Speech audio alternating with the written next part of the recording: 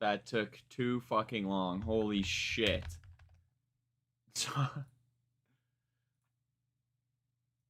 Alright, let's just post.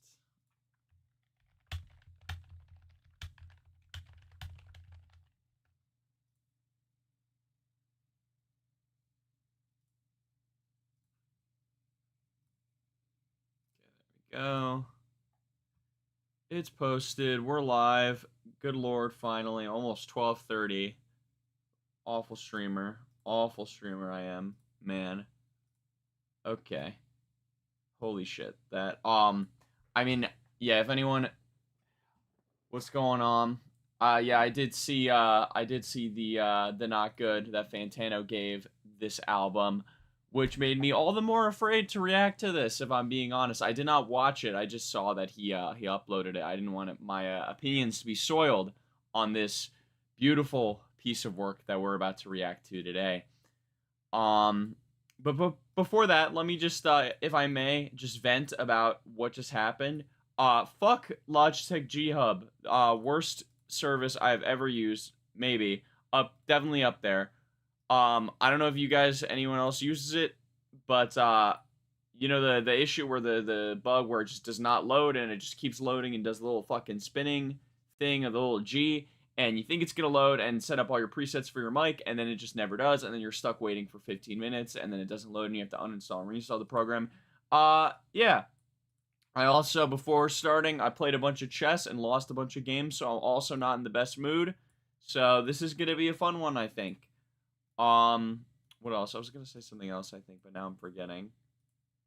Well, I suppose it'll come to me eventually, maybe. Either way, let's talk about this beautiful album. Gracie Abrams, baby. Daughter of, I believe, J.J. Abrams, right? Let me just confirm this. That way I don't say anything that I'm incorrect about, but I'm fairly certain I'm right.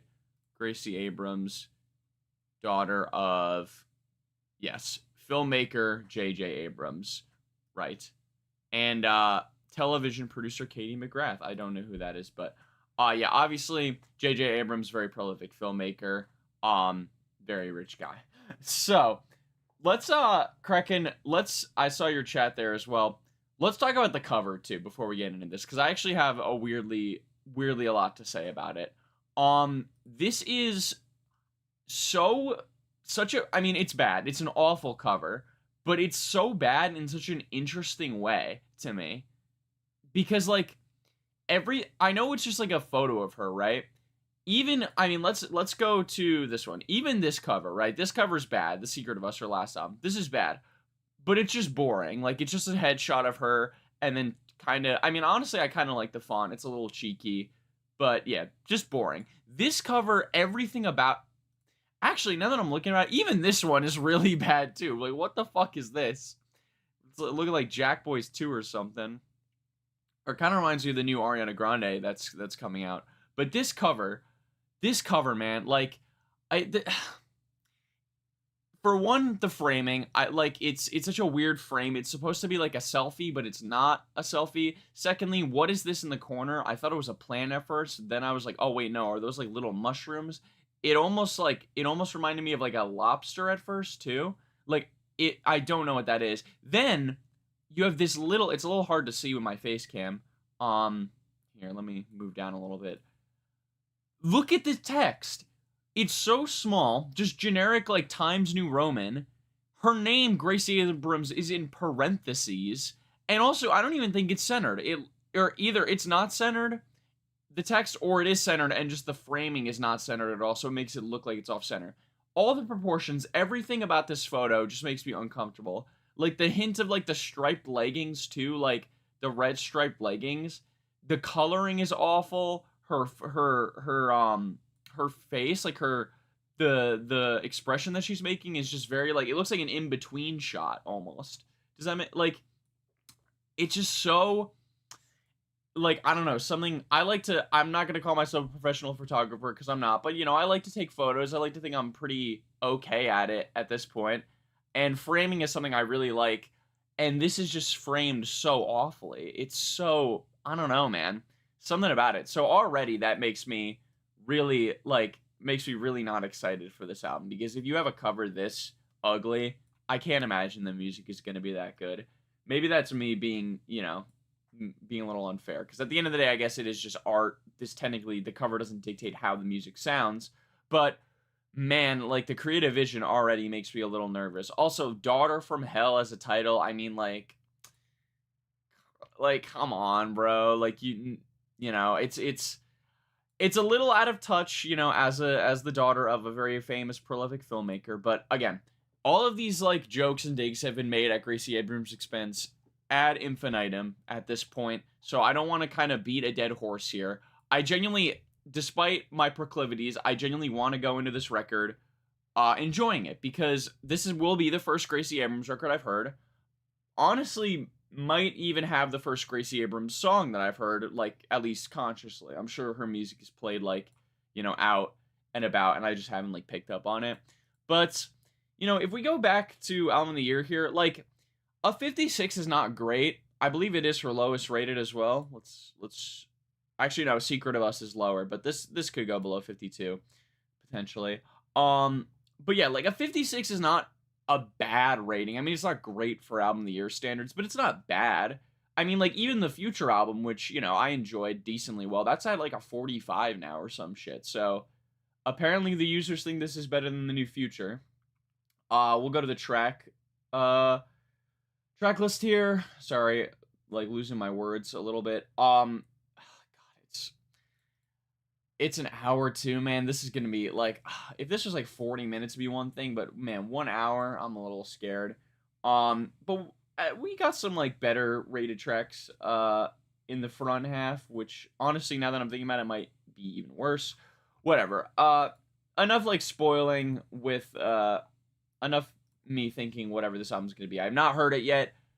I should not assume. This could be great. And, I have heard some comparisons to the Olivia Rodrigo album from some more devout Gracie Abrams fans online. So, if we get some stuff that's as good as You Seem Pretty Sad for a Girl So in Love, or maybe even not as good, but like on that level, I'll be pleased, I guess. But yeah. This is gonna be my 69th 2026 album. Probably should have listened to another album before this. Oh, that's rough, man. I'm sorry. I I would say don't watch the stream, but I have a feeling that's not good advice. What was the 67th out of curiosity? If you I mean, I guess assuming if you didn't listen to any albums like in between streams, it would be Kalela, right? I mean, that's pretty good, but again, that's assuming you didn't listen to an album in your own time, which little vain of me to assume. Okay, sorry. I'm losing my train of thought again very quickly. Gracie Abrams, 16 tracks. Let's just get started. Track number 1, Hit the Wall, baby. Let's go.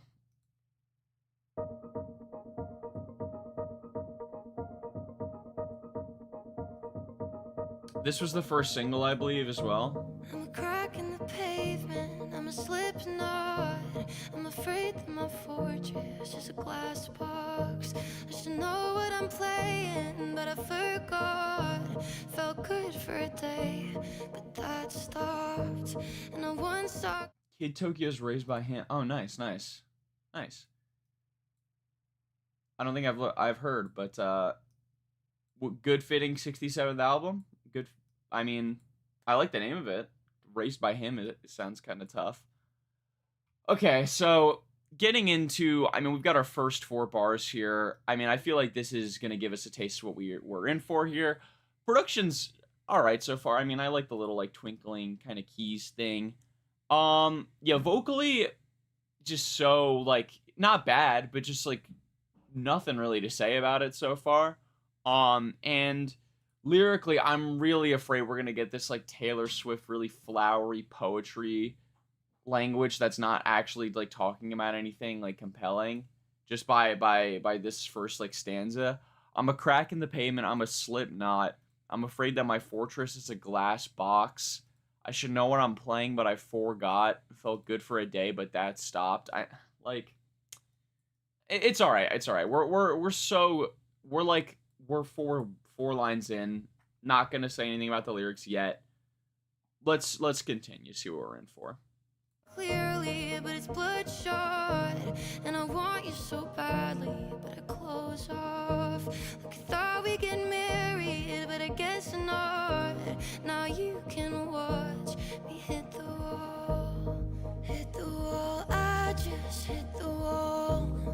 I'm not a Oh, you problem, didn't you count can Kalila. I see what you're solve. saying. When the Want to go more in depth? impossible. I'm gonna give that another re-listen, probably today, honestly. I try to be violent, but I get caught. A room full of doctors and an ink blot.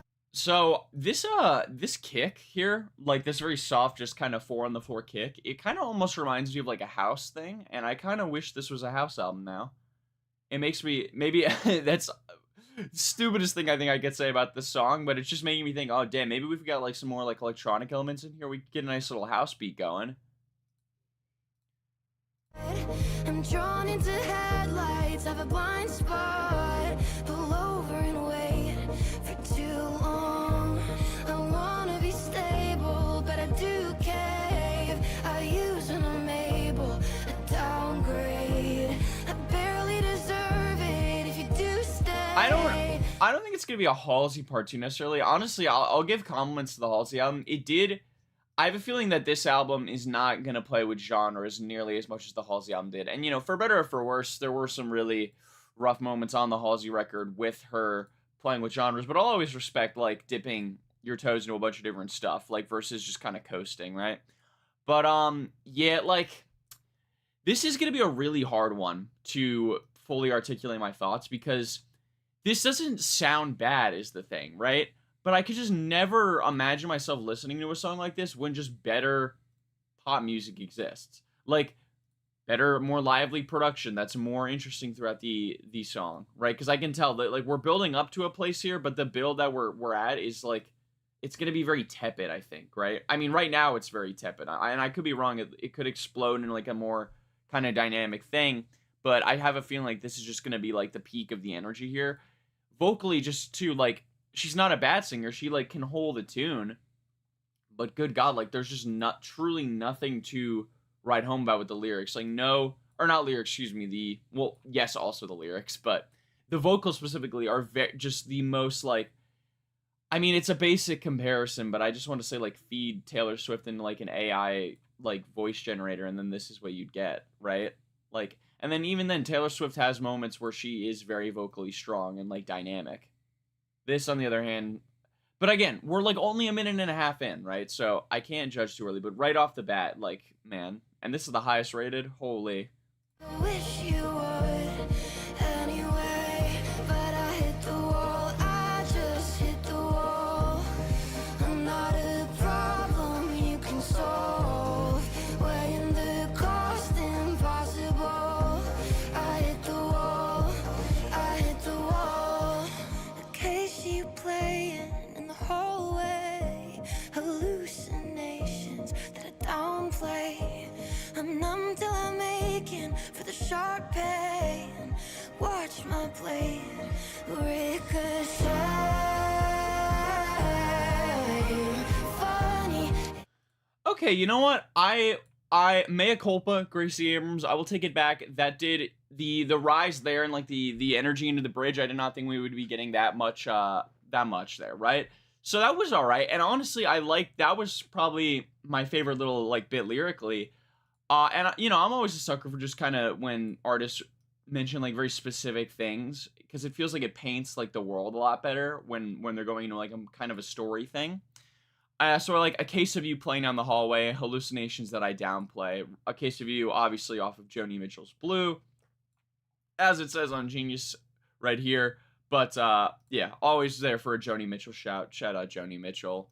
And then hallucinations that I downplay. I mean, it's like, I don't know. It's all right. Like, maybe talking about, like, some mental health stuff or just kind of, like, I mean, love, I guess. I don't know. You know, now looking, honestly, I kind of just like the Joni Mitchell shout. Now reading these other lyrics, it's not as strong as I thought. I'm numb till I'm aching for the sharp pain. Watch my blade ricochet. Like, it feels like you know, no. I need more time to like properly. I need more time to let my brain cook and try to like articulate what I'm gonna try to say with the lyrics here. But there's something there that I want to like get out. We'll give it some more time. Hit the Wall is a perfect opener because it encapsulates. You mean like it encapsulates the whole record? Oh, I'm sorry. You just saw the message retracted. I'm gonna assume you did that because of a spelling error there. But yeah, I could see what you mean. Like, this is very, very much like. Granted, I haven't heard the album, but if like the rest of this album sounded exactly like this song, I would not be very surprised. Well, we'll get back into it now, though. Get to the bridge. Flashbacks of my life. What a waste of what a shame at night. Face to face with every girl that I try to play. I just want to point out again, too, like with the Steve Lacy review, all of the Genius annotations are like mass disliked. Like either, well, and here a lot of it is either like it's just really over explaining super basic lines and like reaching instead of like dumb bits. But they're like, what is wrong with Genius? Has Genius really just fell off this hard? Maybe.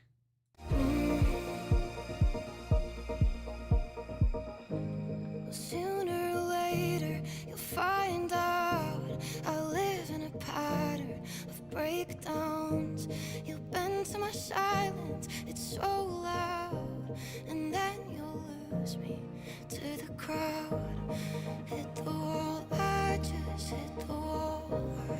I'm not a problem you can solve. Hit the wall, We'll close this one out here because it's about to end. I just Okay, so that was Hit the Wall. I mean, I guess we got like 3 seconds left. Okay, that was Hit the Wall. This is gonna be the biggest challenge, I think, of any stream that I've done. Because this isn't, like, if every song stays at this quality, this won't be a bad album. But the problem is, it'll just be super fucking boring, which is, like, a bad thing in its own right. But, like, part of me is also like, okay, hold up. I don't know if you guys agree with this, but I think often a boring bad album is worse in a lot of respects than an album that is like objectively worse sounding but is funny. Because at least with a bad, funny album, I can get some entertainment value out of it, right? So I'm walking away with something. This, if it's just like the same like mid pop songs over and over again, I'm going to be dead by the end of this reaction. I'm going to have nothing to say. And I'm really afraid that that's what we're in for here. Because, like, lyrically, there was some stuff here. Like, there's nothing in here that was, like, laughably bad or anything.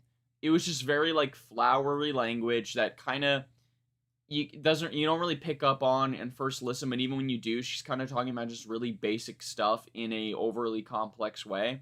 Almost like fake deep lyricism to me. And like, I live in a pattern of breakdowns. You'll bend to my silence, it's so loud, and then you'll lose me to the crowd. She's saying, I'm right, like, well, okay, let me not assume. But what I'm gonna guess here is that she's kind of talking about, like, her balance between being, like, a performer and a famous artist and time in the relationship, right? But, like, the way it's phrased, you'll bend to my silence, it's so loud, and then you'll lose me to the crowd. Like, and specifically in this song, too, like, the pattern of the rhyme scheme pattern, granted, this isn't a rap album, so it's not like this matters too much, but, like, it was very simple rhyming, no, like, multisyllabic stuff, like, the lines barely, like, fit with each other. There's no, like, one, two, it's, like, a bunch of little small little just like almost like Instagram post lines back to back to back, like caption rap almost, but pop. Please hymns pull a random trip hop beat or bad Deftones rip for the God, that would be so fun, wouldn't it? I mean, hey, we have not listened to the rest of this album. Could be. I'm a little scared because I just realized I violently have to shit. So we got to get through the rest of this album before like I literally physically can't hold it anymore. And we're getting dangerously close to the ticking time bomb. Not to be too TMI here, but yeah. Anyways, let's get to track number 2 now. Death Wish. Let's see if we have anything a little bit more interesting.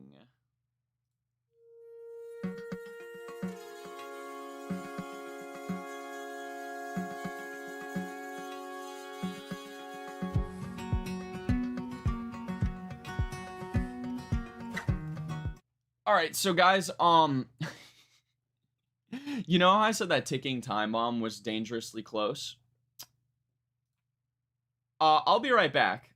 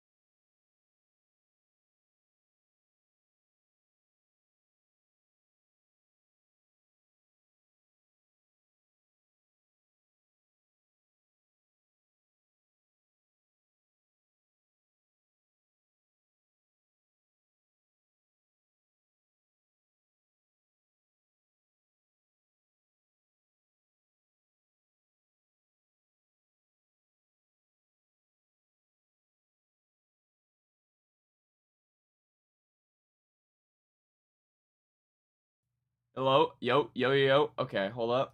We're back. We're back. Holy shit. Literally. Oh my god. Sorry. Oh, okay. Well, I guess that did teach me. I need a pause screen. This is gonna be the most cursed mushroom stream of all time, I think. Um, truly. Like this album. Yeah, so little. Yeah, that's what I think. If I clip me taking a shit, which I mean that's a new level of down low, but I low key might. That's gonna be the joke that Gracie Abrams discovered the true brown note.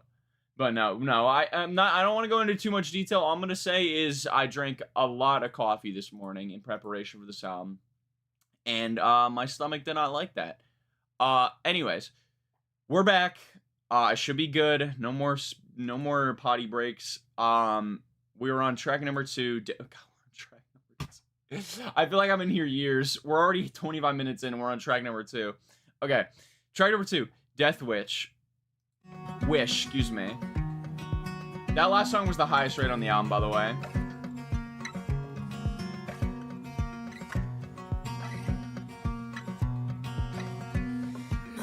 You love your time machine, your power trips and diamond rings, the walls you built. Okay, this is the most Olivia Rodrigo sounding shit I've ever heard in my life. Like the way she came in, like she even did like the whisper singing thing that I mean, I know Olivia Rodrigo hasn't trademarked it, but what the Telemachus Avram, isn't that the guy isn't that Tom Holland's character in the Odyssey? Yo, Tom Holland, shout out. Welcome to the stream. Thank you for subscribing. So you completely, sorry, that name actually completely threw me for a loop. But yeah, this is the most Olivia Rodrigo shit ever, honestly. Like, I'm not the only one that hears it, I'm sure, but like, goddamn, she even did the whisper thing. I honestly prefer the live from O2 version rather than the folkier and guitar-based version we get in the album, but yet again, excluding the production preferences, it's more than okay. I mean, you're talking about the first song, I assume? I mean, I honestly think an album like this would function better live, because I don't know, I could see Gracie doing some more, like, dynamic stuff, at least in the singing, when it comes to a live performance, like, and again, no shade to her as a singer, for sure. I don't think she's, like, she can hold a tune. That's already, in and of itself, not the easiest thing to do. I just find that her vocal style is very derivative of other contemporary pop artists, so there's nothing like super special about it to me. Teenage dreams, the well you dug for sinking things, your words to kill are evergreen, so you must not feel anything at all. But how'd you get so bulletproof? You trade your time. Like, is this not the most Olivia Rodrigo sounding thing ever? And again, if because I saw a comment on Album of the Year that was like, oh, if Olivia Rodrigo made that song, it would be good. Well, okay, the point is she didn't make that song. A different artist did, and it's virtually the same style as her, so it's very derivative. So why would I listen to it when I can just listen to Olivia Rodrigo? Not Tom Holland, I'm Greek, that's why then. Oh, okay, so just a coincidence. Shout out that, am I pronouncing it right? Telemachus or Telemachus? It's a fucking hard-ass name. Greek names are all, like, super, super tough. Time for inside truth. Trade your time for any clue of what to do or not to do. Hate to say it's nothing new, aside from those few girls you keep around.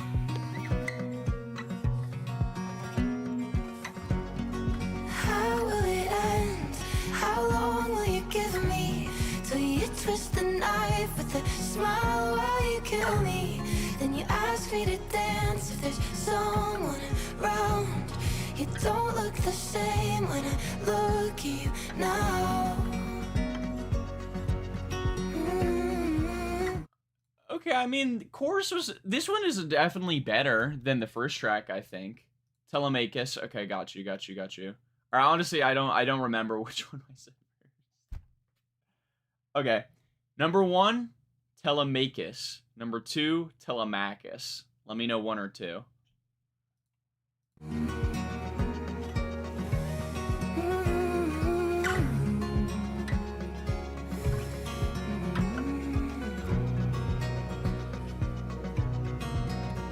But yeah, sorry, I completely forgot. I was gonna say, this one I think sounds a decent bit better than the first track. A little bit, like, still, again, that generic kind of, like, guitar stuff is not, like, super innovative or anything, but, like, this one's a nice little tune, I think.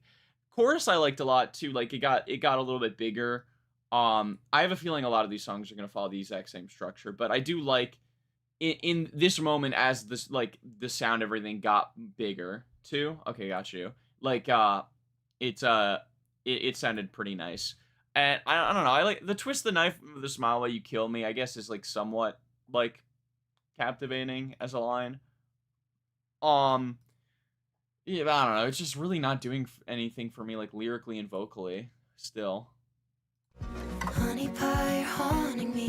I fell for your faux fantasy. Poured the wine, there's poison in it. Disregard my disposition. Proof is in the subtle things. Your eggshell floor is splintering now. And it freaks me out. I'm old enough to know you as a gateway drug. You're everything I'll never be. You live to look for enemies. I have to bet that's lonely. Could leave you with an empty house.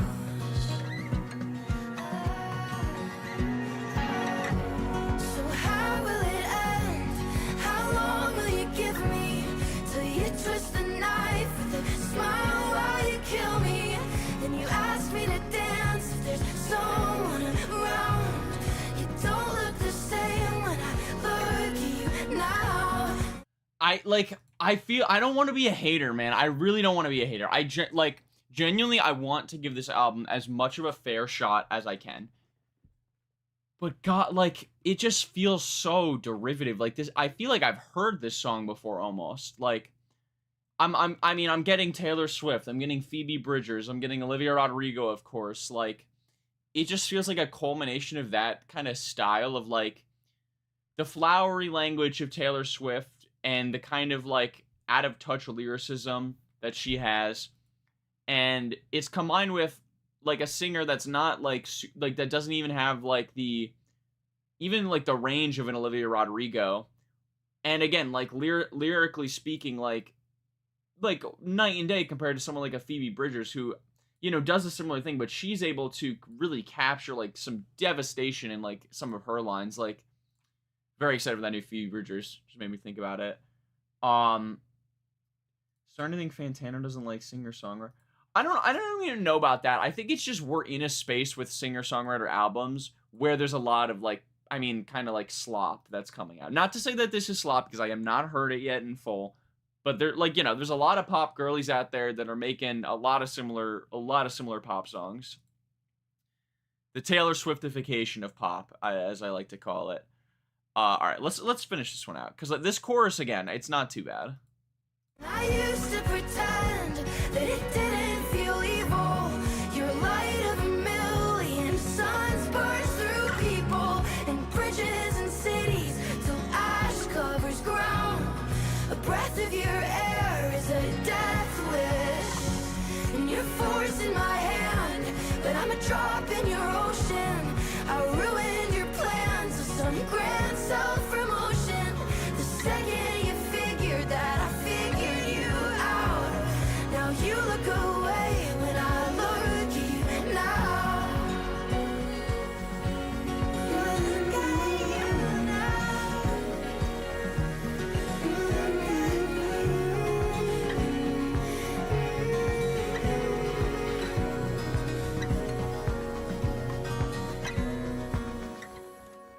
Yeah, I mean that ending was all right. Like, a little flute in there was okay, but it's just it's so just, I mean, like, this is, you see what I mean when I say this is gonna be like so tough to actually like articulate my thoughts, because I don't think it's bad. I genuinely don't think it's bad, but I just have no desire to like ever listen to that song ever again. It's just the this is the most 5 out of 10 shit ever. You know what I mean? Yeah, no, and you know, Kraken, you're right. That like that's a great point. Like, Elliott Smith, Sufjan Stevens, also singers. I mean, granted, Sufjan does like a lot of crazy shit with instrumental choices. Elliott Smith, I think, is a much better comparison. But like, yeah, there's tons of great singer-songwriter stuff. But like, this feels like it's, you know what it could be?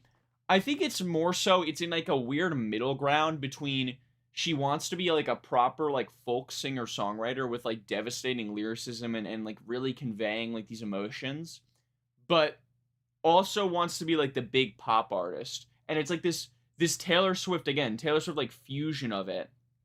And it's like kind of just in like that awkward like middle phase where it doesn't go deep enough into one side or the other. Like, you have someone like Sabrina Carpenter. She doesn't get into anything like really that deep. Like, she has some songs that are, like, a little bit sadder, but, like, for the most part, she's just making, like, fun pop tunes, right? And that's fine. That's one end of the pop spectrum. And then you have someone like a Phoebe Bridgers, right? Who, you know, she does, like, some poppier stuff, but most if not all of her songs have, like, just devastating themes to them and lyrics. She's a very talented vocalist and is able to really, like, capture that emotion in her voice. That, you know what? That also could be it. I think Gracie Abrams maybe is a, like, technically gifted singer, but the emotion in her voice, she is not, like, there. You know what I mean? Because I'm really, like, struggling to find what it is about this that's not, like, clicking with me. Because I am a big believer in, like, it's always something. I do think that some records can just not click with you, but I want to try to strive to, like, figure out why that is, right? And I don't know what exactly it is for me yet on this record that it's not clicking for me. And I'm trying to, like, think of reasons, right? And I think that could also be it. There's just not a lot of personality in her vocals or on lyrics for that matter, even though they're not, like, they're all technically fine, you know? Okay. Let's see what we've got next with track number 3, The Knife. Also, I should say, shout out Gracie Abrams. She does have production credits, I believe, for all 3 of the first 3 songs. So, you know, always a shout out for that.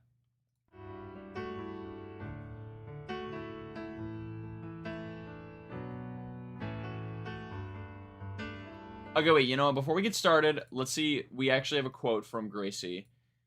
This is the first and only, or no, sorry, not the, that's not the right one. Fuck. So basically, this is what the song is about.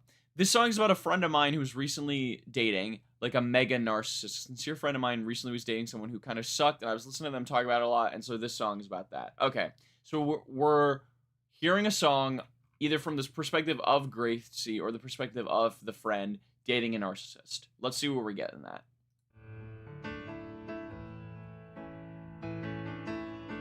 I'm living with a knife in my side. I'm gonna take it. Fuck me, bro. I'm so stupid. This is the wrong song. That was the last song. That was the last song. That was that about. The Knife is not about. Forget everything I said about the narcissist. That was about the death wish. I forgot to click the next page in Genius. God damn it. The Knife is a personal favorite. Piano sounds like a Daniel Thrasher skit trying to sound original. Yeah, I was gonna say the piano is like the most generic ballad shit. Okay. The Knife is about the kind of heartbreak that doesn't disappear when someone leaves. The knife is a metaphor for the pain this person left behind. Okay. Something that hurts, but the narrator has carried it for so long that it almost feels familiar. Instead of letting it go, she describes learning how to live with it, even take care of it, because it has become connected to the person and the relationship she lost. Okay. You don't really take care of a knife. Whatever. Let's see what we got. A joyride. You left when you gave it. What criminal trading? A sorry curse. And they're daring. Yeah, I know. I read the wrong quote. I'm an idiot. Probably keep it for a lifetime. They'll probably name it, then care for and claim it. That's how it works. When you go, ruin my life in the worst way, right at the wrong time when I'd have. This antonym shit, and like there's a style of writing here that's appearing over and over and over again where it's I'm gonna try to describe it as best as I can. You have the line, right? There's one word in it, and then like one descriptor, and then the other descriptor either matches that in like a different way, like they have like some connection, or they're opposite. So they're either synonym like or antonyms. So worst way, right at the wrong time. We've got coming up shifting, or actually that's not an example. Never mind. I thought I read that wrong. Honestly, that was the only line in here that I think that was, but it's been popping up more. It's been popping up. There's time delay not to seem known all for the. Yeah, no. You're good. I'm just stupid. I'm mad at myself for reading that whole quote out and not realizing that it was about the last fucking song. Maybe it's in the perspective of serial killers showing the relationship between the knife and its owner. That could be cool. I'd like to let's see Gracie Abrams tackle a song from the perspective of a serial killer. I mean, that's an interesting idea, you know. Play around, do some funny shit. Not every song has to be like about relationships and love, and it's such a like, I don't know. Followed you blind. And then I go out of my mind, shifting my weight over the cliffside, taking my chances, rolling the dice. This should be the last time. Should be the last time. Should be the last time. Should be the last time. And now I'm living. It's crazy to me you can have like that guitar like that's coming like the and it like that sexy ass guitar tone and it still sound like just boring. Everything about this feels so polished and like no diversity in like any of the structures or mixes or anything like that. It's just so cardboard, man. Like, oh my god.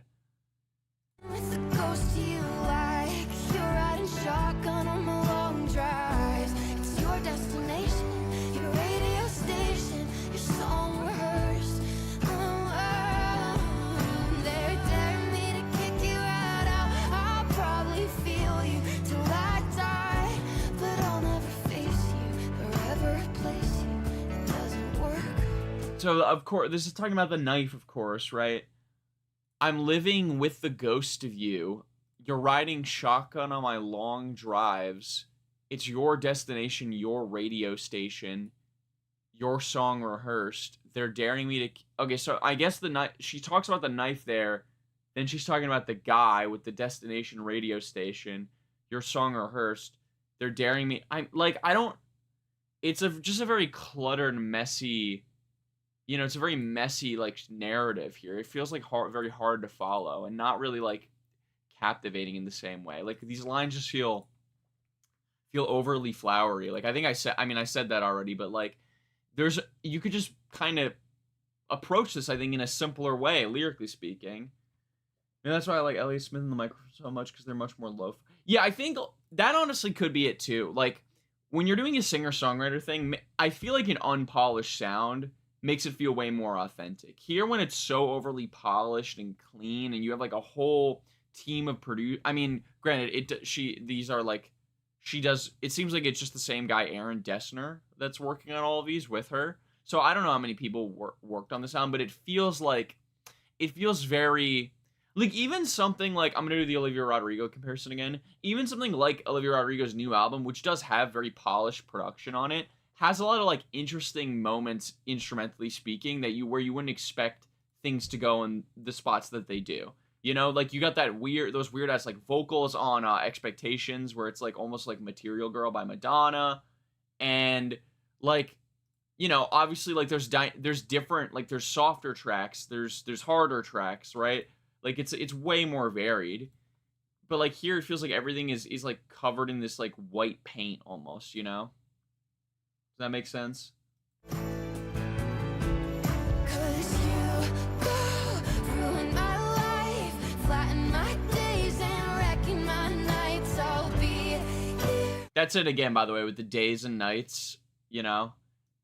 Like the antonym shit. I don't know, man. Doing my time. Oh, no, I'll go out of my mind, being in my cage and crossing the line. I'll never get out if I never try. This should be the last time.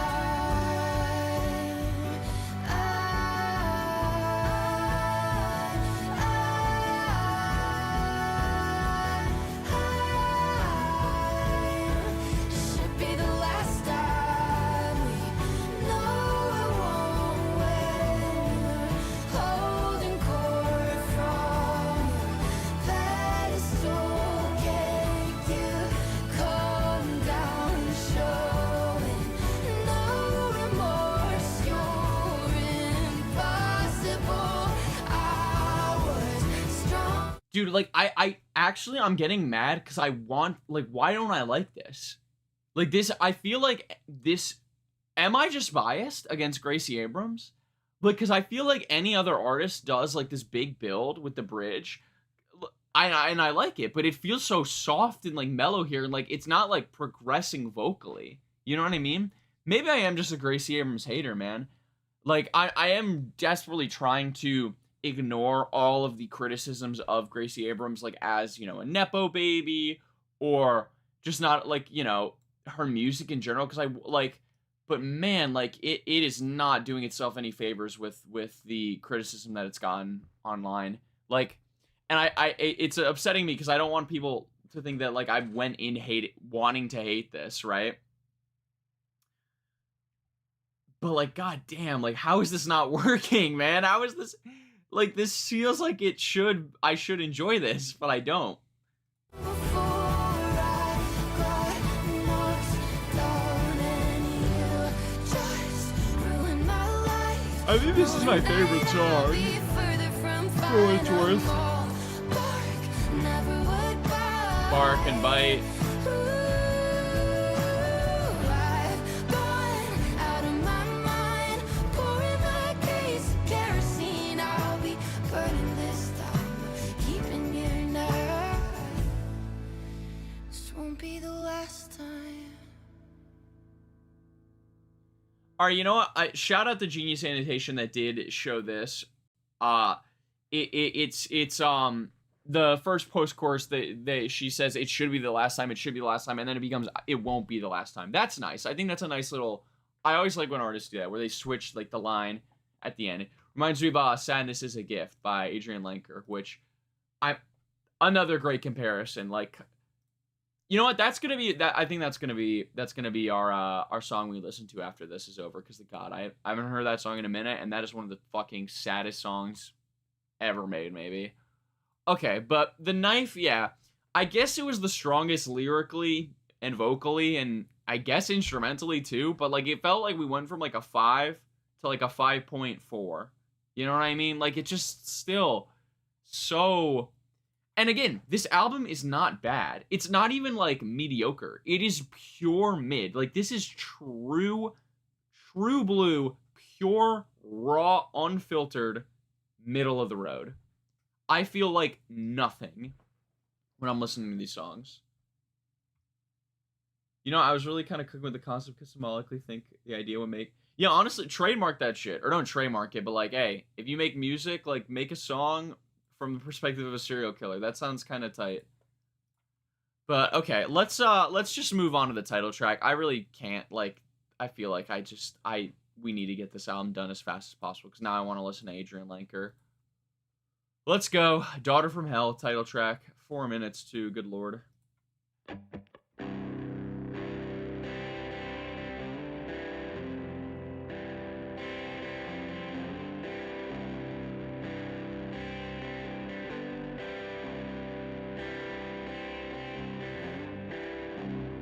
I was a pill, you swallowed me down. Very I'm noticing, not necessarily a bad thing, but I am noticing a lot of the lyrical style is very, very much metaphorical. Like, there's a lot of just metaphors. I was a pill, you swallowed me down. They say I got your mouth.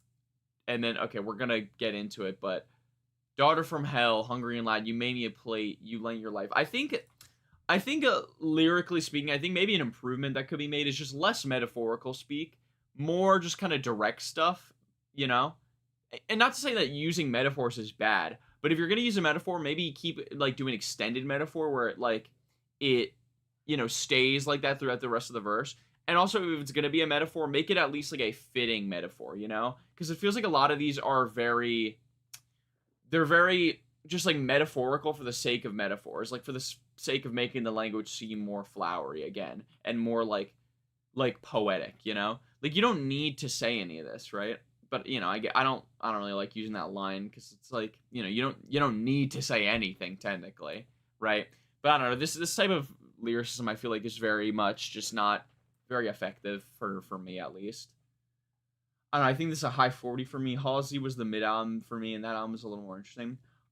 Halsey, I think, though, was like, overall, if I had to rate that Halsey, it would probably also be a 5, I think, maybe a 4. But again, that's just because it had, I would say in general, the lows of that album were lower, and the highs, while they were higher, there were not enough of them. Like, there was like 2 songs on there that I like genuinely enjoyed. Here, I have a feeling it's gonna be, like, no songs I genuinely enjoy, and none of them I like, hate. But Halsey had, like, songs I genuinely hated on that, right? This is just, like, 5, 5.5, 5.7, maybe, like, a 4.8, you know? Kendrick said, like, oh, God, this is gonna be... Okay, you know, like, back to the song. Back to the fucking song. They say that I got your mouth.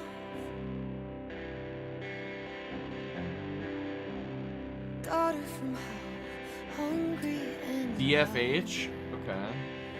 you made me a player. You lent Oh me wait, this is DF, Daughter from Hell. I'm stupid. And I want your patience.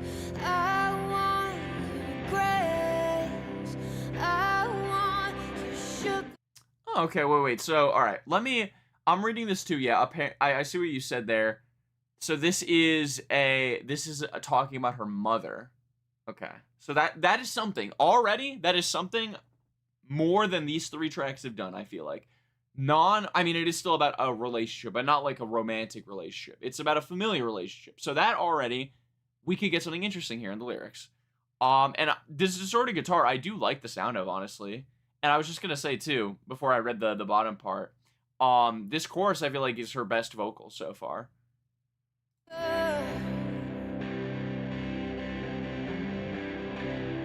I wanna say how much I owe you. I've loved your shoulder. You know what it is? You know what it is? I think I've got it with the vocals. I think I've got it. The way she sings is very much in this, like, more contemporary, like, I mean, kind of, I'm gonna, like, I hate to do the comparison again, but, like, Phoebe Bridgers-esque in how it's very, like, closed and, like, almost, like, whispery to an extent, but it's, like, it's not that it's whispery, it's, like, it's very, like, a closed, like, muffled performance, almost, like, and here, in contrast, on this chorus, it feels like she's opening up a lot more. She's, like, her vocals are a lot more expressive. It feels like these last 3 songs, we never left, like, the whispery, like kind of singing, right? Even in the big explosive moments. But here, it feels like it's getting, like, way more, you know?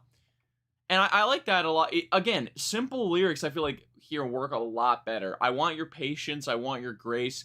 I want your sugar. Like, I don't know. I don't like that line very much. And I want to say how much I owe you. And even I've loved your shoulder, like shoulder to cry on. I feel like that's a good line too, right? I feel, we're getting somewhere. This is something. Maybe I'm coping, but Man will stones, a rose red cloud. You talk to the trees out loud. With both of your hands, you held up our house. Down to my bones, hope that I make you proud.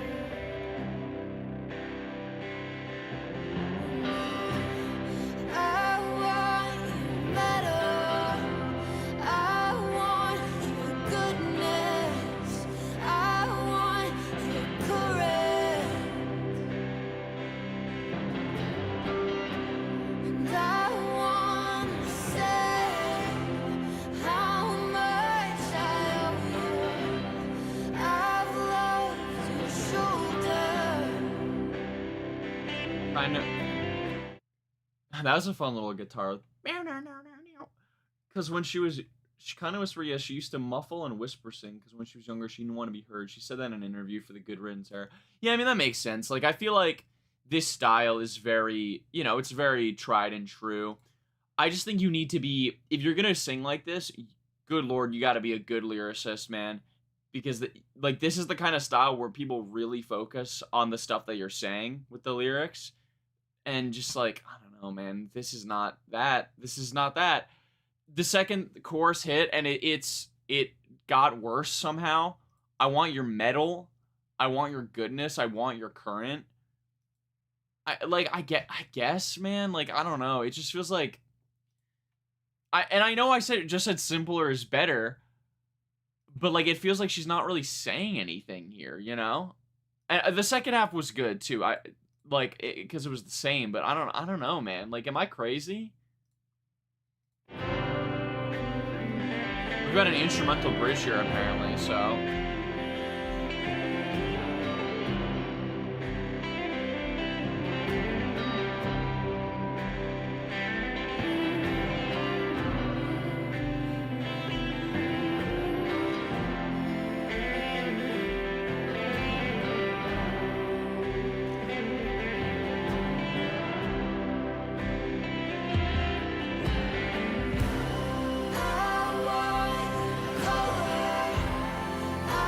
Oh, we're gonna get some more drums there.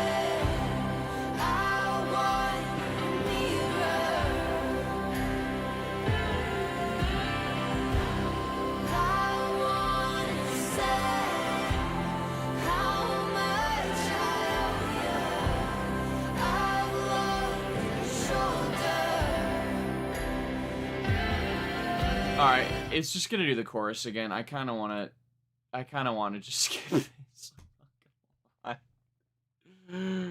Oh, dude, I don't understand. The formula is fine. But it's just like, what is, like, this is so boring, man. This is so boring.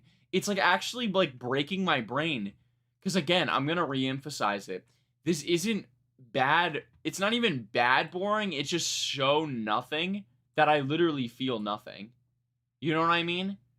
Like, we'll give the outro a run, I guess.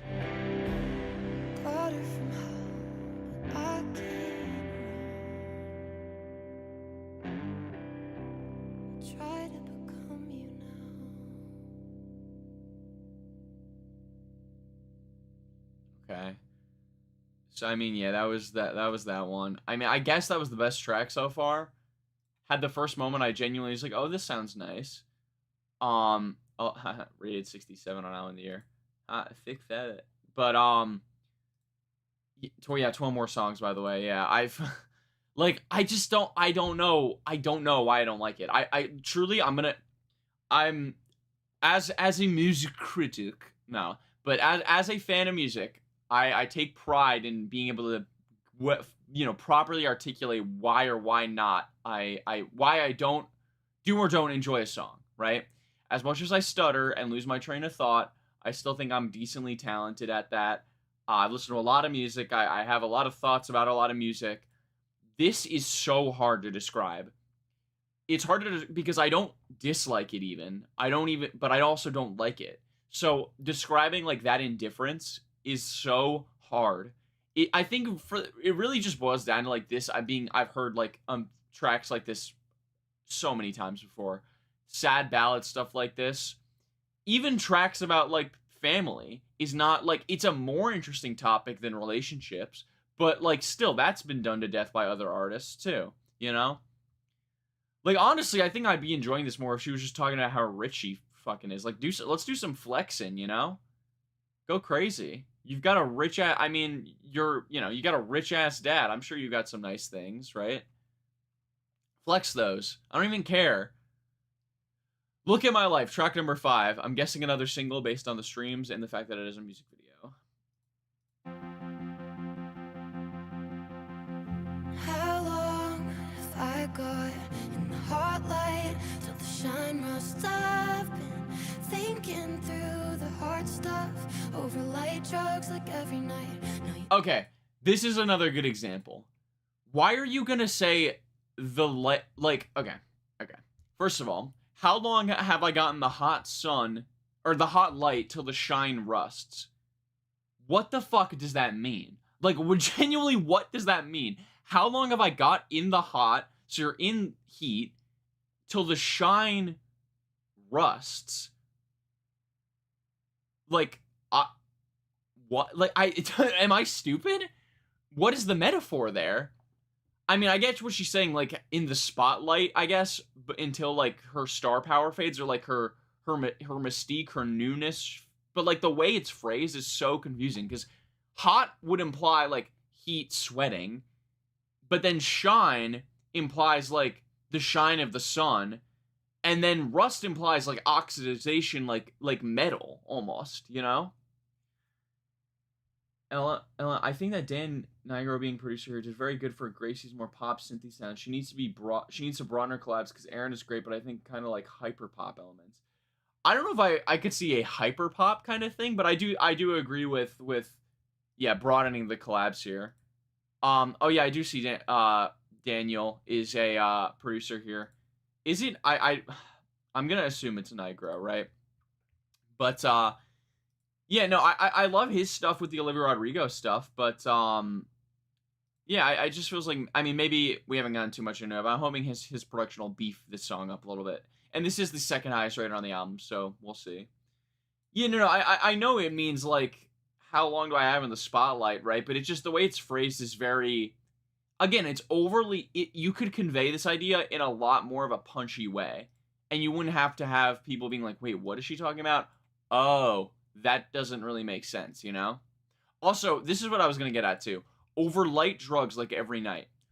Don't say light drugs.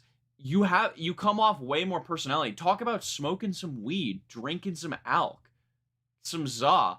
Talk about fucking railing some lines for all I care, man. Like, when you say light drugs, you're just removing, like, personality from it. I know that sounds weird, but, like, be more specific. Like, let's learn a little bit more about you as a character. What drugs are you taking? Don't need to come over, cause the crowd please, and I'm tired slowly, morphed into a Figured it out. You can't be too literal when listening to Gracie. Her lyrics make me think and are not that complicated for any 18-year-old. Yeah, I know. No, you are right. Like, genuinely, this, I think more than anything, this is just a personal preference thing to me. Because, again, I'm very stupid. I'm a very stupid person when it comes to lyrics. Not okay, I shouldn't say that. I'm joking aside. It's more that sorry, again, I'm not very good at articulating this, but like, I'm not good at catching what the lyrics mean on the first listen, so I like to go back and read them. But then when they reveal themselves to be just kind of like a very basic thing, I get upset because I'm like, why are you like saying this in such an overly complex, flowery way that's not even like compelling, you know? Oh my god, voice crack.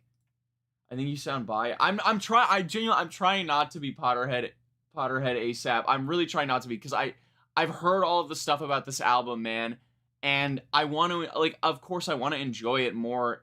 I would rather enjoy this, obviously, but I would also rather think this is the worst piece of shit ever. But right now it's in this weird middle ground where I'm like, what the fuck is going on? Like, it's not good or bad, you know? Let's see what we got, though. We're only, like, 24 seconds into this one. Barely know her anymore.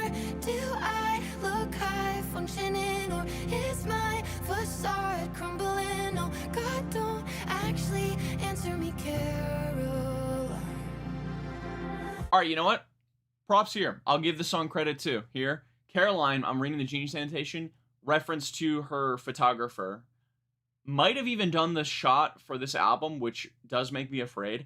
But yeah, so that's like a specific person that she's talking about in her life, you know? And this she's describing like, oh, is my facade crumbling? Like asking a friend, you know, for support. I like that. There's a little bit of personality in there. That's cool. That's something. But oh well, look at my life. Bet you can't tell, but it's kind of a bad time. A new spiral every night, bawling my eyes out. No, but I'm so fine. Yeah, I might just shut up and drive. Hope I don't crash and blow out the headlights. My nightmare actualized. Got what I wanted, it doesn't sit right. I just got to the party with the big shots and the Barbies. Oh god, okay, that was a little rough. That chorus was alright. I like, I don't know, again, it's just not doing much for me lyrically. A new spiral every night, bawling my eyes out, no, but I'm so fine. Yeah, I might just shut up and drive, hope I don't crash and blow out the head. Like, of course, you know? And I get it, it's being figurative, like, with the language again, but, like, it's just not necessary. Empty, talk until my ears bleed. He's holding the pill. He thinks that I should take one, but I'll raise him to the whole bunch. Kidding, God, he thinks I'm stupid. What a I guess that was a little cute and cheeky. Like, I like the, he's holding a pill, he thinks I should take him, but I'll raise him to the whole bunch, like, I mean, I get, like, poker, right? And then, like, saying that, like, I'll raise you, I'll take the whole thing, but then the person takes it seriously, so she's, like, a little embarrassed. So this is a little cute, it's something, it's a little, like, I guess. I just, like, man, like, I don't care. I don't care. I just don't care. There's no medicine I'd spit out if Also, is this not like the softest kick snare pattern? That's the snare sounds like it doesn't even want to be here. Just some energy. promises slowing down, voices don't wanna hear a sound. Oh, it connects to the previous track? Okay. Fair enough, fair enough. Can't tell, but it's kind of a bad time. A new spiral every night, bawling my eyes out, no, but I'm so fine. Yeah, I might just shut up and drive. Hope I don't crash and blow out the headlights. My nightmare actualized. Got what I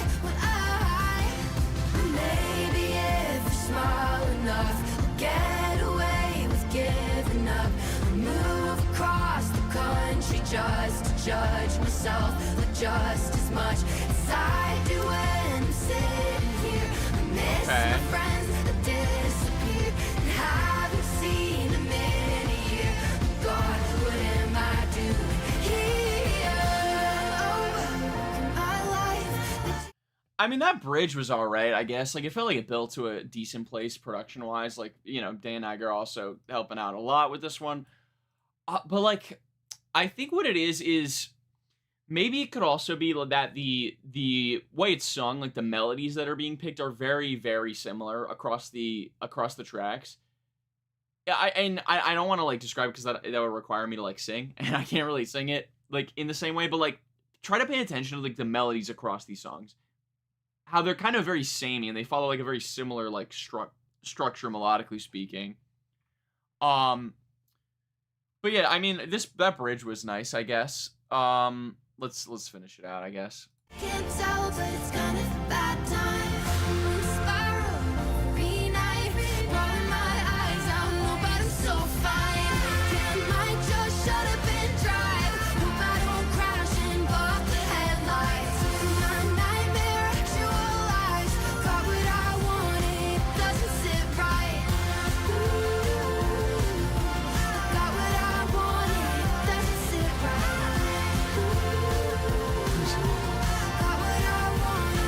I'm sorry, you're just saying these. You want to say so? Oh, well, you are correct about that. I do want to say stuff while I'm reacting, because I don't want to just play the music uninterrupted because then the stream will get taken down. But I mean, look, it's not. I don't know what to tell you, man. It's not. It's like if I don't have anything to say about the album, you've got a very boring album. I feel like if you haven't been to a few of these streams previously, you should know. Lord knows I'm a yapper when it comes to music. If anything, I got too much to say most of the time. I just really don't know what to say about these. Like, I guess, like, I don't know, like, it was sung alright, the build was alright, like, it just, I'm sorry, I really don't. I mean, if anyone has any astute observations about these songs in chat, feel free to put them down, because I'll absolutely read them if I agree or disagree, or even if I just think it's an interesting comment, you know, feel free to put it. Okay, let's finish this one out here. Oh, that was it. Okay, thought there was a little more. Yeah, I mean, okay. Dan Niger definitely beefed up the production here. I'll give that credit. I don't know if I even liked it more than Daughter from Hell. Oh, no, you know what I remember I was going to say with this one? Okay, I didn't want to pull this card too much, but unfortunately, this song does come off as a little bit out of touch as the daughter of a multimillionaire, very prestigious filmmaker, talking about, well, look at my life. It's kind of a bad time. You know, shit goes, I have problems. And not to say being born rich makes you immune to having problems, of course, right? If anything, you have a unique set of problems if you're born rich. And you know, those, while they may not be relatable, they're, you know, most of them are valid, especially like mental health struggles, you know, those are all valid. But I mean, like, when you're gonna write it from this generic of, like, a perspective, it just comes off as, like, yo, like, just just go to your mansion, you know what I mean? Like, actually, like, a new spiral every night, like, bawling my ass out, but no, I'm so fine. I think we need, like, a little bit more when it comes to the mental health struggle. Let's get, like, more specific, you know? And none of it not like this flowery I mean, I keep saying flowery, but, like, that's the best way not this overly obtuse language where it's hard to, like, pick up and relate to, you know? I think maybe like something maybe a good example. Like let's say we get a song up here where she's talking about her mansion that I'm sure her father has, right? Or her whatever, nice ass house and it's this I'm doing fucking fan fiction right now. Listen to this shit, right? She's having a bad like depressive episode, right? And she's in this house and she has this moment of like, "Oh shit, well I'm so grateful and lucky to have all of this stuff, you know, that I was born into. And so many people are struggling more than me that are, you know, are working to make ends meet or maybe can't afford food or shelter. And it makes her feel bad about the problems that she has, you know, because, you know, she is so fortunate to have, you know, stability, right? And she has to, you know, she has to like come to terms with that. And she's like, man, maybe my problems aren't as valid. But even so, they are valid. That's something that could, I think, be very interesting when put into a song. But here, when it's just like, oh, look how sad my life is, it's like, you know, a lot of people are having like a lot of worse shit. I don't know what to tell you, you know? I have to say this is such a late. Why? I feel like is that not a bad is that a, like does that not make sense? Maybe I'm just yapping. Maybe I am. And what's crazy, I haven't even watched the Fantana review. I can't imagine what the Fantana review would have done to my brain if I watched it beforehand. Okay. Anyways, enough yapping about this song. Again wasn't bad. I'd give it like I don't know. This one was like a 5 again. Like this is just such a 5, you know. Track number 7. I'm hoping we get to something a little bit cool with this because I like the title. Could be something interesting. Men Like You. It doesn't make sense you're yapping. God damn it. I found out in ways I shouldn't. You know you could have dropped a line. Time meant something, but to you it didn't. How easy then to cast aside. Wait. Okay, hold on. I'm so, what do you Potter? What do you mean by this? Fantana was also biased. He would listen a kick and so-called experimental sound and would give it a 10 out of 10. I mean, first of all, we're all biased by nature. No one is an unbiased music reviewer, so yes, he is biased. Second of all, what do you mean? Like he would listen to a kick and so? I mean, I think a good experimental rap is a pretty experimental record, and he gave that a 6, right? You know, I feel like that's not very fair. And also, Anthony doesn't even like Olivia's new album. He gave it a strong 8, I think. No. I feel like am I living in a different reality? What's going on? I know men like you. You live and breathe in shadows. How dare you make me choose? Oh, did I say track 6, Men Like You? My bad. I meant track 7. You think you're being cute. It only leaves me hollow. Girl, I know men like you.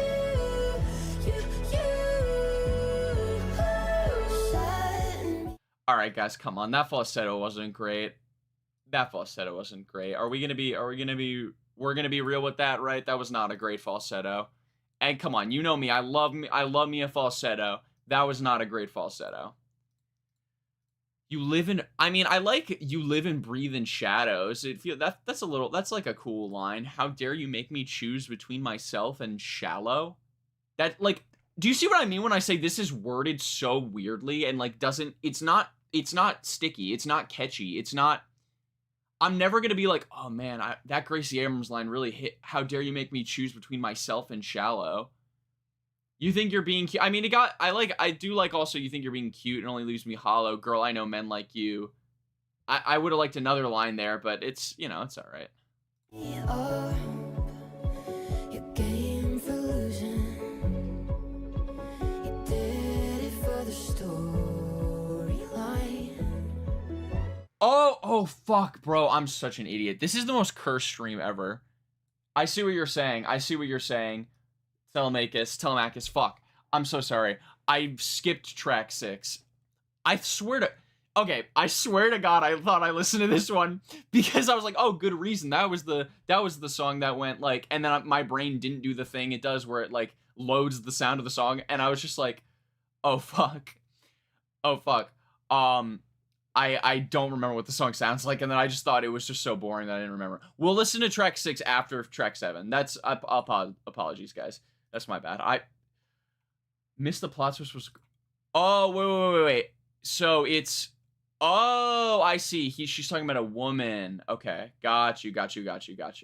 Okay, yeah. So she's. I thought she was just doing like the, you know, saying girl as just kind of like an exclamation. I see. Okay, I mean that's a fun little twist, I guess.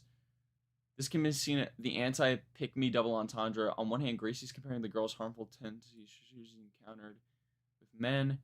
She's saying, "We get it. We men pick you. Congratulations." Okay. I think I'm following now. I think I'm following. If all you ever wanted was a golden ticket, you could have just said it. It would have saved me time. Okay. We've got a yapping coming. Warning. I think this is a good example of it with the metaphorical wording, right? If all you ever wanted was a golden ticket, right? Golden ticket, obviously, Charlie and the Chocolate Factory refers to, you know, like essentially hitting the lottery, right? Like a lucky pick, right? A gift, right? A big gift that propels you to, let's say, fame and recognition, I'm sure is what she's getting at. There's no reason to phrase this if all you ever wanted was a golden ticket, because it doesn't go. There's no previous mentions of Charlie and the Chocolate Factory. There's no like set up for that. So it just feels like a metaphor that's just like thrown in here for no reason, and it just makes it harder to catch on, because then you have to think, oh, golden ticket, what does she mean by that? And by that point, you're already at the next 3 lines where she's talking about another like metaphor kind of thing, and it doesn't like. It's overly, like, you don't need, this is the kind of thing where it's like, it's overwritten. You know what I mean? I know men like you. You live and breathe in shadows. You'll find someone to use. Go make yourself the hero. The songwriting style is just different. She's not writing a short. It is different for sure. I just don't like it personally. I just don't think it's very effective at emotionally captivating me, as you could probably tell by my reaction to this album so far. But yeah, I will say I do like the twist that she's talking about another woman, and like this idea of she's talking about a toxic woman who is playing into like toxic masculine stereotypes, and that's a nice double entendre. That is something I could see someone like a Taylor Swift or Olivia Rodrigo doing, and it comes off very effective, right? And not to say it's not coming off effective here. I think it is working, right? I think it is working. You're my favorite YouTuber. Thank you, Moonlight and the BFF6251. I appreciate it. I remember you from the Olivia Rodrigo stream, and I have been glazing O-Rod quite a bit. So I understand the enjoyment. Can I ask, are you a Gracie Abrams fan as well? Because so far I feel like there's a very noticeable difference in the quality of these respective albums. I can tell the truth. Well, all you are is shallow. Girl, I know men like you.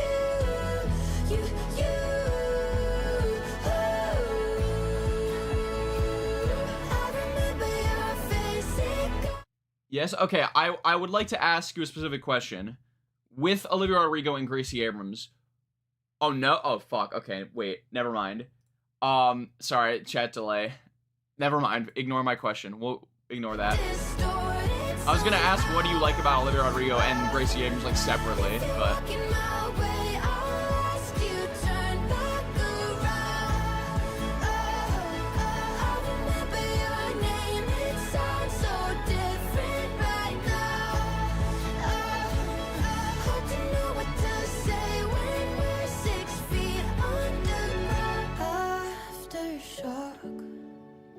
from how you're moving. You're right, you're really blowing mine. That bridge was nice. Won't you tell me what's the cost then of the ones you're losing? Until you regret it, go on and claim your prize. Oh, I know men like you live and breathe in shadows. How dare you make me choose between myself and I like Gracie because it feels like a therapy session every time I put a record. You know, I mean, I respect that. I feel like, and again, I should say to everyone in chat, like, this is not an indictment. Like, if you enjoy this, that's totally fine. I truly could not care less. And in fact, I am happy that you enjoy this. If you think this is a good record, I just think it's not personally my thing. And I'm trying to figure out why I don't like it. Because ironically enough, this album has become like very interesting to react to because it feels like it's me trying to figure out why it's not clicking with me, which I think also is making people think that I hate it more than I actually do. To me, this is true indifference that I'm feeling. And it's kind of frustrating me because I'm like, oh, I mean, I'm trying to find stuff that like I like or don't like about it, but I think truly it's just not doing anything well enough for me to ever want to listen to any of these tracks again. Maybe is that the most like, you know, fair way I can put it, I guess. But yeah, I truly, I'm jealous. If you can get some enjoyment out of this, all the power to you. I'm jealous of anything. shadow. You think you're being cute, it only leaves me hollow. Girl, I know men like you.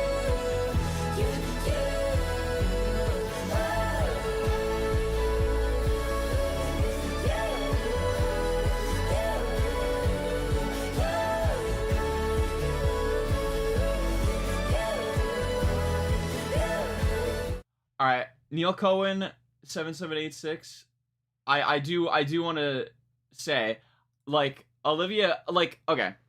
First of all, I think the comparisons are like, I get it because it's a very basic, annoying comparison, certainly, because it's been done to death. But like, be honest here. Tell me if Olivia Rodrigo sung this song, it would be a better tune, or it wouldn't be a better tune. Like, I'm saying if she, sorry, that was worded weird.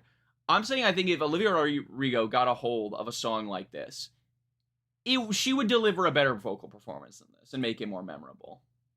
I'm gonna be real. I think that's a pretty safe take.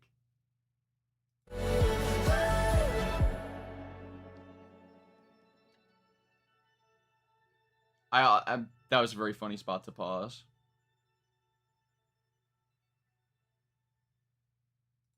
Okay. I honestly like that one. I feel like I was looking at chat too much to actually properly like have an opinion on, but I guess that one was the most interesting, thematically speaking, with the whole like twist that she's talking about another woman and I know men like you. Like, that was pretty interesting. I just don't think that it was sung very. I mean, it was all right, but it wasn't sung like crazy good, you know?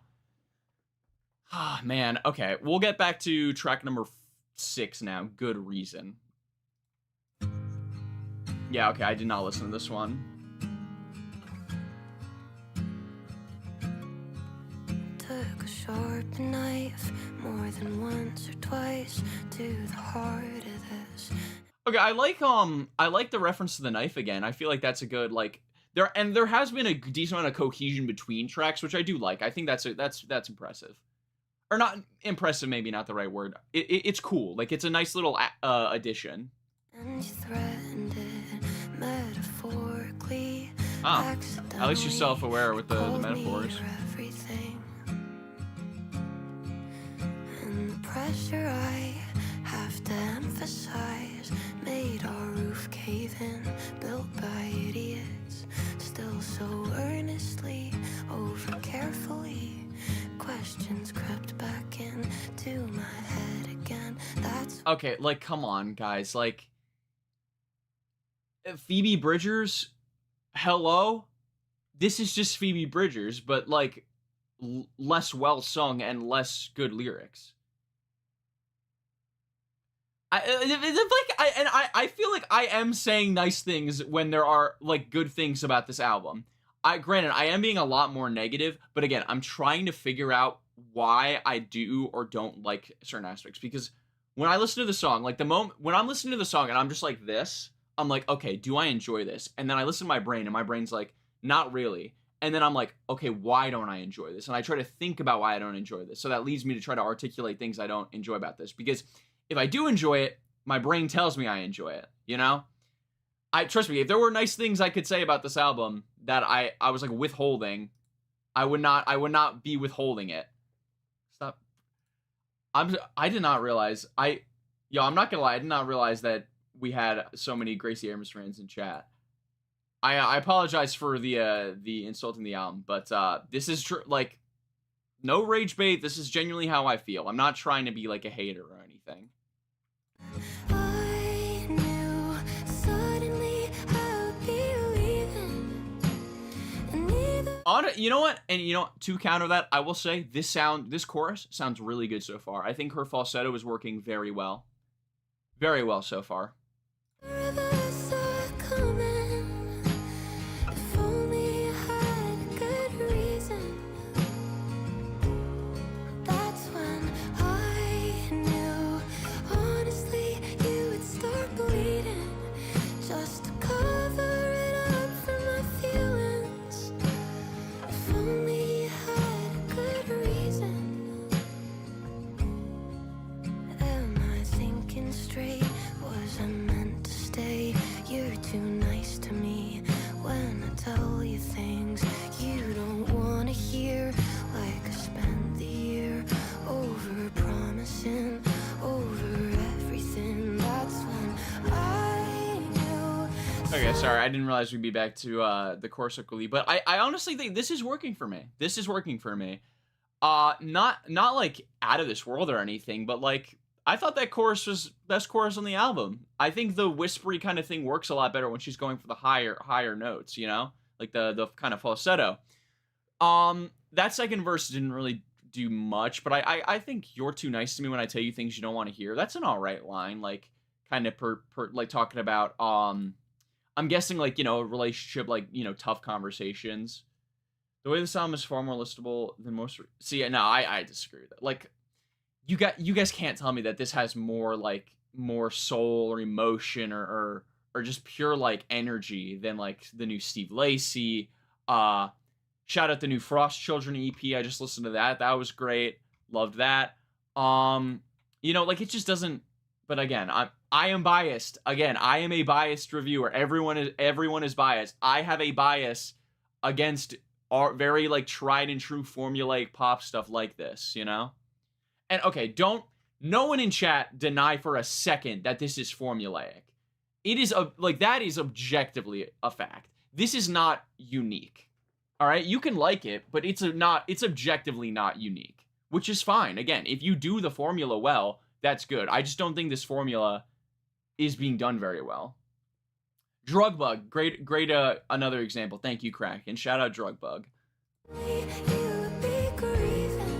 And so, you know what, before I say anything, I just want to say shout out everyone in the chat. I appreciate all the love and interaction. Like, we've actually got, I'm checking right now, we've got 11 concurrent viewers. So even the people that don't like what I have to say about this album, I appreciate you being here.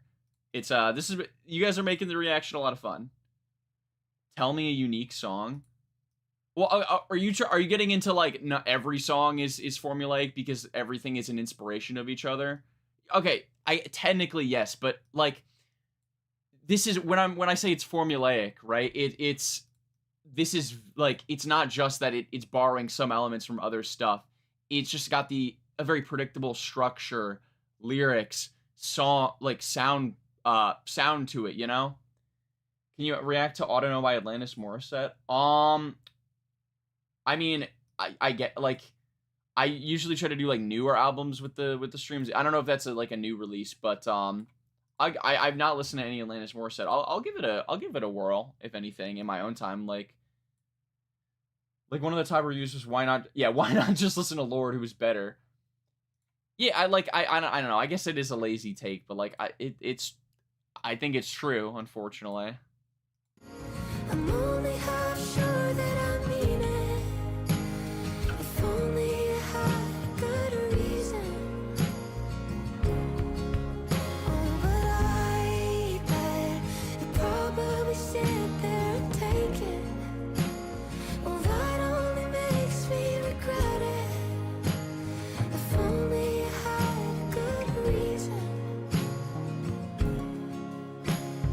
It's like 20 years old. Oh, okay. Only I had a good Okay, so maybe we do a classics stream If for only it that wasn't potentially. bad timing. If only I chose you and not me. If only we leaned into fighting. If only you got disappointed. If only Yeah, Causey, I agree. The breathy like whisper tone I feel like is working better on this song at least. poorly. If only you didn't adore me. And I guess shout out you know, the lyrical repetition there. That was something. You know, if only, you know? If only you didn't adore me. I knew suddenly I would be leaving, and neither of us are coming. If only I had a good reason. Here, you know what? You're actually right. I haven't like been properly like thinking about the lyrics. So let's see. Does it say anything on Genius or what the song's about? No. That's why I knew suddenly you believing. If only I had a good reason. I'm guessing what good reason like to break up. Like, you know, the relationship's not working and they're both trying to find a proper like valid out. That's a pretty like, you know, real experience, I think. That's when I knew you'd probably sit there and take it. Well, that only makes me regret it. Yeah, like regretting the breakup, feeling it's not. Good reason. All right, I mean,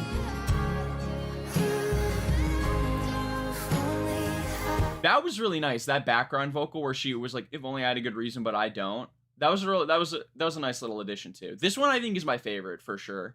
Like this is like a 6 for me. I think like a 6 or a 6 or a 7.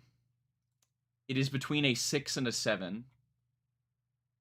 I'm afraid she's addicted to the if onlys. Well, no, that's intentional. I get that. Like I think that's cool. This guy's too good for her. She doesn't have a good reason to leave him. She can't handle the. Yeah, yeah.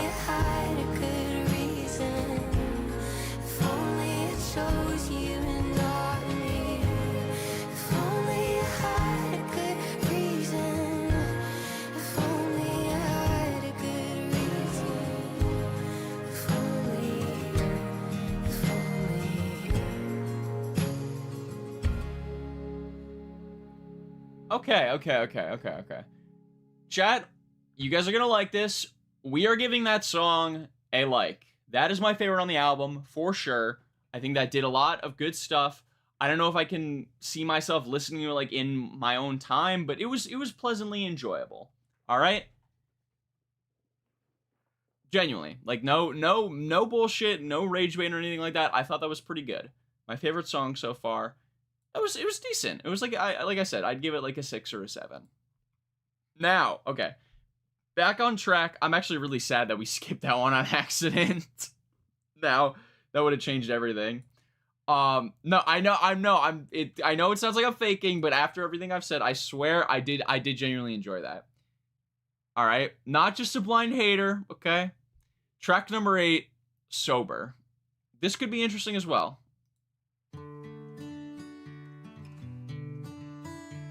Yeah, Taylor Swift forever, and that's sober. We're not really, but we once were. You perch right upon my shoulder. You tell me go to hell. Okay, I want to use this in contrast to the previous whispering delivery. Here it feels a little too, like, way too whispery. Like, there's not, like, a lot of melody in her voice. It's almost, like, spoken wordy, and I feel like that one is a little like that style is a little like skin crawling to me. I don't really like it myself. So there's queer themes. So there's a solid those are very funny to read back to back. And all right, you know what? If it does deal with like LGBTQ plus stuff, I'm here for it, man. I think that like, you know, queer struggle is a very captivating thing to write about. You know, it's a real thing to write about.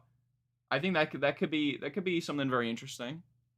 I'm assuming Gracie Abrams is queer from the you know, Men Like You. If I had to guess, right? If I'm incorrect, please let me know.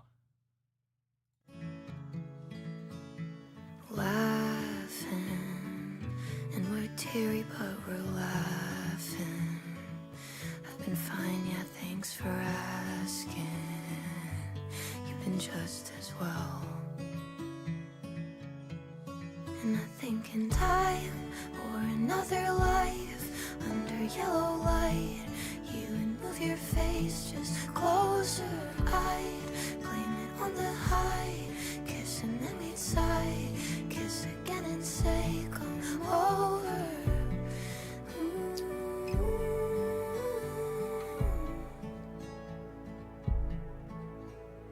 God said, when you help. It's about getting sober to excuse to do the things you wish to do with your crush, people cannot because you're both the same gender and not labeled. So okay. So you're okay, interesting. Oh, thank you. Thank you for the art spam. No, I am liking this one again too. I guess we're on a little bit of a hot streak technically. But yeah, I feel like this is like, I think in a time or another life, under yellow light, you would move your face just closer. That's a little clunky. I don't really like the phrasing of under yellow light. I blame it on the high, kiss and then we'd sigh, kiss again and say come over. That's nice. That's nice. Oh, and whoa, okay, so this is some lore y'all are saying. So her boyfriend is Paul Mescal, which you're correct. Paul Mescal dated Phoebe Bridgers. Whoa, okay. So maybe there's a through line here.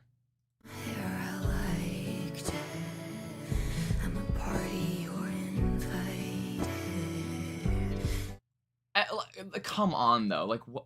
I'm a party, you're invited. That's so clunky. That's so clunky. That's what I'm saying with like unnecessary metaphors here. I'm a party, you're invited. You ring my bell. It's like we know what you're talking about, but it's just so like it's so like this feels like fake deep almost. You know what I mean? You ring my bell.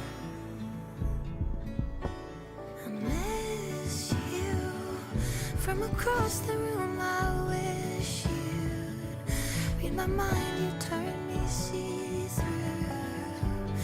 Can't you tell? But I think in time or another life. Wait, she's straight is the through line? Wait, okay, am I misunderstanding again? Is the fourth is Men Like You not about a woman though? I blame it on the high. We'd kiss him when we. Well, okay. To be fair, I'm honestly not getting I'm not really getting the like queer themes that people have been saying about. We would know we're right. I would move my face just closer. I blame it on the night. Kiss and then we'd sigh. Kiss again and say, come over.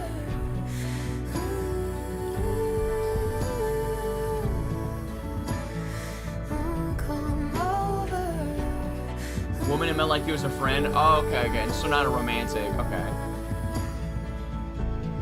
I think in time or another life under yellow. Oh, okay. I see. I apologize. I misunderstood Men Like. So similar. She's talking more about a woman in a sense that just kind of used her for like her fame and you know status.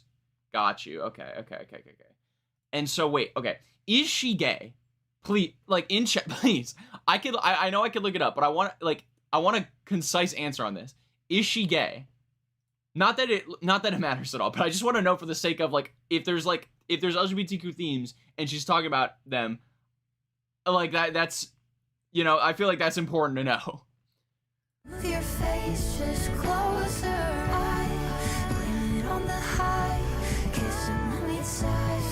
Kiss again and say come over. Unlabeled? Okay, okay. Got you, yeah. That's fine. Come over.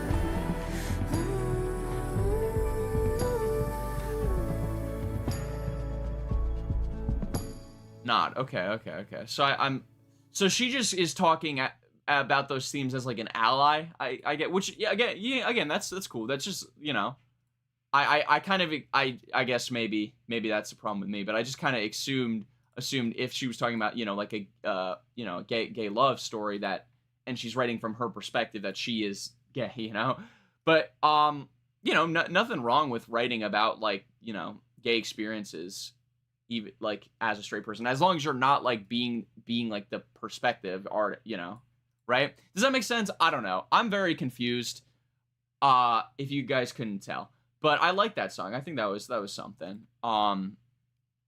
It was all right. Not as good as like 6 and track 6 and 7. God damn it.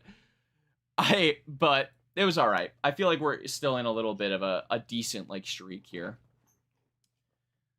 Got sick when you held my hair. I liked it. I mean, that's nice. I'm at a party. You're invited. Yeah, I didn't like that line. Okay, let's move on. Broke my heart. Track number 9. Officially at the halfway point. All your things, one box, one day without warning. You woke up, changed, and told me. When you think back, there's signs. You call tiny breaks over time. We got here. Probably would grow on you. I could see that. I mean, How could I know you and not have a clue? No difference to you. But you just broke my heart. I mean, only halfway. Hey, I'm having a great time now. Into the bonfire. And I'm gonna tell you the truth. It almost all went dark. But I'm gonna carry the pain for my whole life. Morning comes in. So we've got another, you know, relationship song, like, you know, ending my relationship, and now I'm sad. I mean, like, I feel like we're very much in like retreading territory that's already been retreaded by this album, which this in and of itself is territory that's been retreaded in many other albums and pieces of work, and she just doesn't write about it in a unique style or way. How could I know and not have a clue? No difference to you, but you just broke my heart. Every shape that we made into the bonfire, and I'm gonna tell you the truth. It almost all went dark, but I'm gonna carry the pain for my whole life. The songs are connected. I get. Or how are they connected? What's Jing? I that sounds sarcastic, but I'm like, if I'm missing something, if they're connected, what's the connection? Way so black claim that you tried to save us, but I don't think so. You claim that you're so sad. I'd rather get hit by a train than have to let go. Shine a light. Will you listen to the two? No. I'm sorry, Zoo Harry. I'm not listening to the bonus tracks, man. I'm sorry, dog. I'm sorry. I can't do it after this. I cannot do it after this. But like, you know, it's not. I'm sure they're all right. Are they like the best tracks on the album? If they are, guys, I don't want to listen to 18 Gracie Abrams songs, man. Me when my favorite word is lazy. Me when I'm dude. This is awesome. This is awesome. Okay. I was gonna say. This like nursery rhyme-y kind of cadence, like rather get hit by a like the triplet thing. That's a little fun. It's a little kooky. It's a little quirky. I don't know if I like it, but it's, you know, it's something. I don't wanna give me a clue, no difference to you, but you just broke my heart. Pictures ripped out of the frames into the bonfire. But I'm gonna tell you the truth, it almost all went dark. But I'm gonna carry the pain for my whole life. like she was a lot more expressive there vocally with the this chorus here. I heard someone in chat said like this is the angry song. I mean, not really getting angry vibes necessarily. It's still very soft and mellow and, you know, melodic, but I guess there's more energy.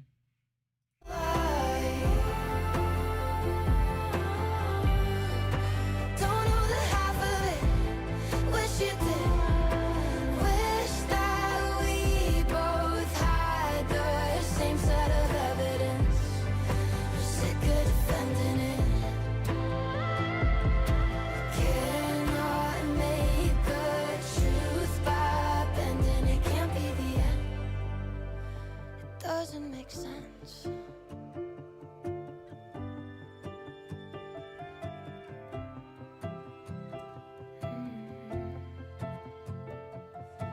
God, I feel insane, 'cause you look at me like a stranger, but you know me.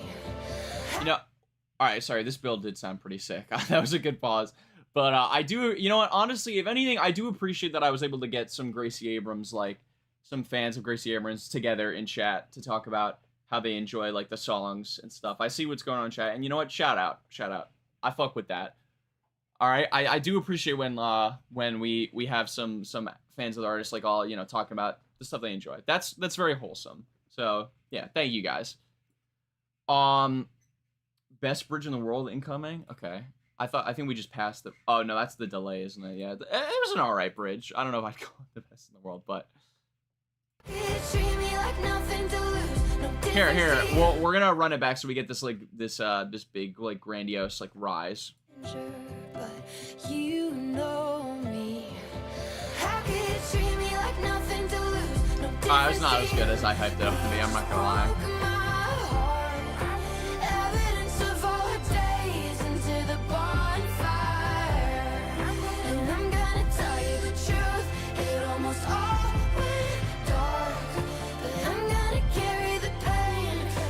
Of course, fuck with everyone in chat.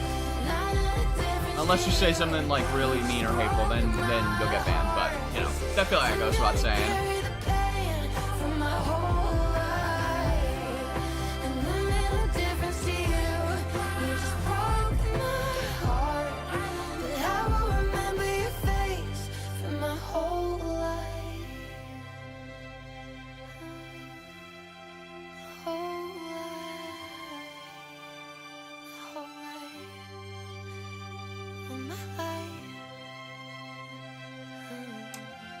Okay, so I've got something I want to say. We'll let this wrap here. I think, okay, wait, sorry, 3 more seconds. Perfect. I think where I'm at with this album at least is, at first it was so inoffensive that I was hating because it was so, like, it's so derivative of other stuff. And it just feels like it's got nothing interesting going for it, which I kind of still agree with, but I think it's gotten to the point where it's so inoffensive for me that I can't even be mad at it anymore. Like, it's just like, oh yeah, that was alright. This is an alright pop song, like, you know? Like, we're in a stretch where the songs have gotten, like, a little better, I think, from the opening ones. And, like, now that I've kind of, like, just settled into, like, this is what we're gonna get, I'm not mad at it. Like, this is, like, true indifference, I think. Like, and honestly, I'm having so much fun, like, with this stream. Like, I appreciate all the people in chat. Like, you guys are making this way more fun than if I was just listening to this in my own time.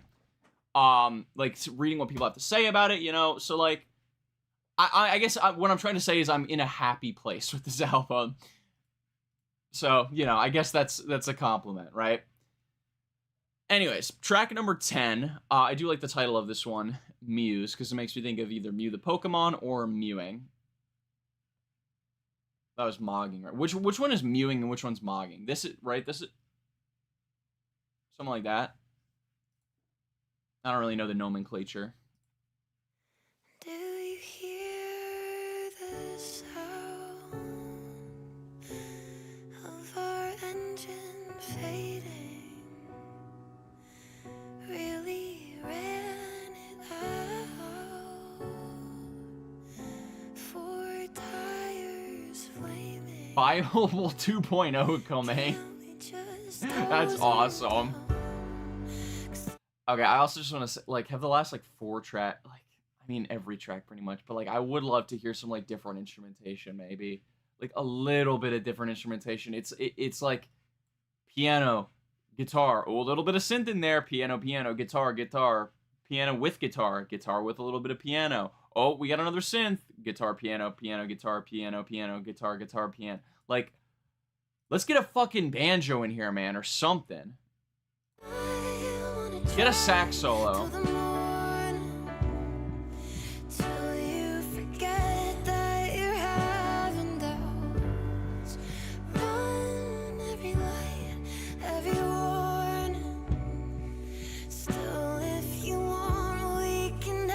Modified early warning score, is that what it means?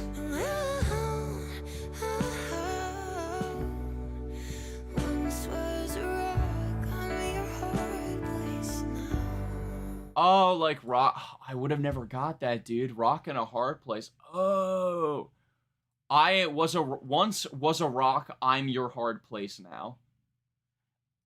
I like, you see what I mean? A lot of the lyrics fall into this very specific style of I am this, you are this. We were this, now we're this. This is like that, and now we're like that. It's just, you know, it's very similar, you know? And I feel like it's so easy to point out, right? It's so, if it's this easy to catch, I feel like it's just, I don't know. It just feels like, I don't know. I don't want to insult the type of people that listen to this, right? But it feels like very much like fake deep again, you know?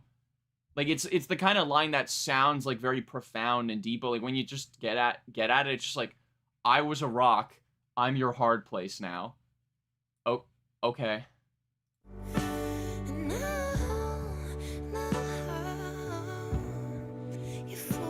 Okay, we've also got like 4 different reasons why the song is called Muse. Now she made the whole song at Muse Studio.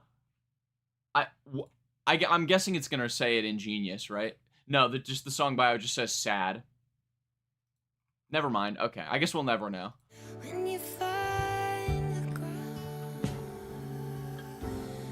Yeah, that's what I'm saying, Zuhairi. I thought Muse was the cat noise, or the Greek letter.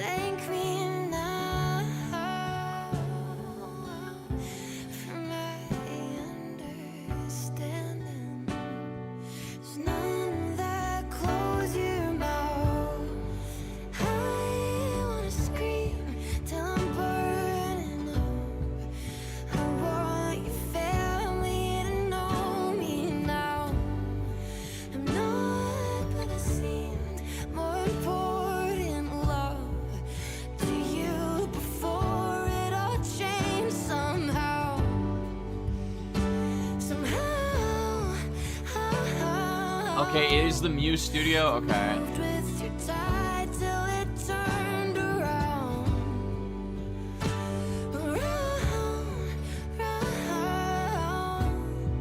I must say, we're halfway through, by the way. I must say, this one, especially with how slow the tempo is really dragging. This might be my least favorite so far. Like, man, dude, it feels like there's nothing in here lyrically. Like, I don't know. I don't want to say there's nothing in, like, that's a basic way of saying it. It's not that there's nothing in here lyrically. It's just that what she's talking about lyrically ultimately is very complex, obtuse, flowery language for what's ultimately just very generic lyricism about love and heartbreak. And it's just been done to death, and more talented lyricists have wrote about it in more original, more captivating ways, you know?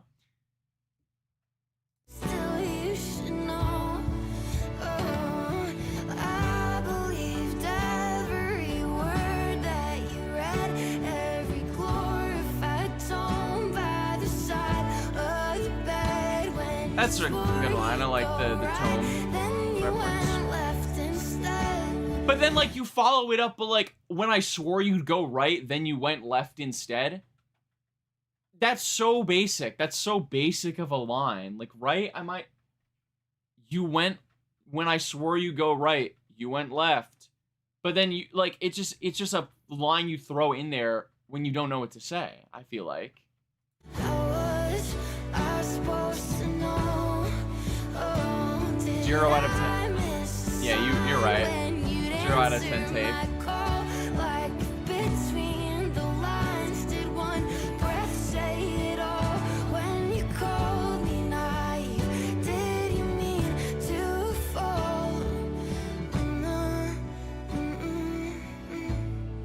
This is less. I get the comparison. I get the comparison. You're not outside waiting. Guess I slowed you down when you planned on racing. Buckle up, kick me out. I would have fought Less Grace version. Look, I'm gonna say, because you guys in chat are making the comparison before me. I didn't want to say anything because again, I feel like I've been doing a lot of comparisons with Olivia Rodrigo. But like, come on, like compare this song to Less. Better song, or Less is better song, better lyricism, better chord progression, better song progression. Just everything about it is just a better, more well-crafted version. You know. You want it all. Lead to both till I'm bloody. God, you can bet I regret it now. No, oh my, all right. Devin Laurent, I'm gonna say this, Laurent, sorry if I mispronounced your name. No offense to you, but I hate this opinion where it's like, oh, well, if Olivia Rodrigo released it, people would have liked it more. She didn't release it. It's a Gracie Abrams song. It's not an Olivia Rodrigo song. You're probably right. If Olivia Rodrigo released this song, I would like it more because it would be sung better, it would be written better, and would have a better instrumental. That's just the heart of it. If 6ix9ine made To Pimp a Butterfly, oh holy shit, bro! I just got, whoa, yo, chat. I just got a fucking tornado warning. Gracie, I'm sorry, oh my god, Gracie Abrams, I'm sorry, please don't knock my house down. Please don't knock my house down. Okay, I get it, I saw it. Holy shit. Okay, okay, let me just check the weather real quick. We might actually, I've never seen a warning like this, bro. This is the most cursed fucking stream of all time. Let me see. Okay. No, okay, it looks like we're oh, okay. Holy shit. I want to move the camera so you guys can see it, but I don't want to mess up the angle of it, but oh my god, it is going crazy outside. We should be good though. We should be good. I just checked. It's just some heavy rain. We're good. Yeah, I hate it too much, and now Gracie Abrams can control weather, apparently. She's a fucking, waterbender, whatever it would be. If you could control the weather, would that make you an airbender or a waterbender? That's a good question. Okay, I completely forgot what I was saying. I'm, holy shit, bro. Holy shit.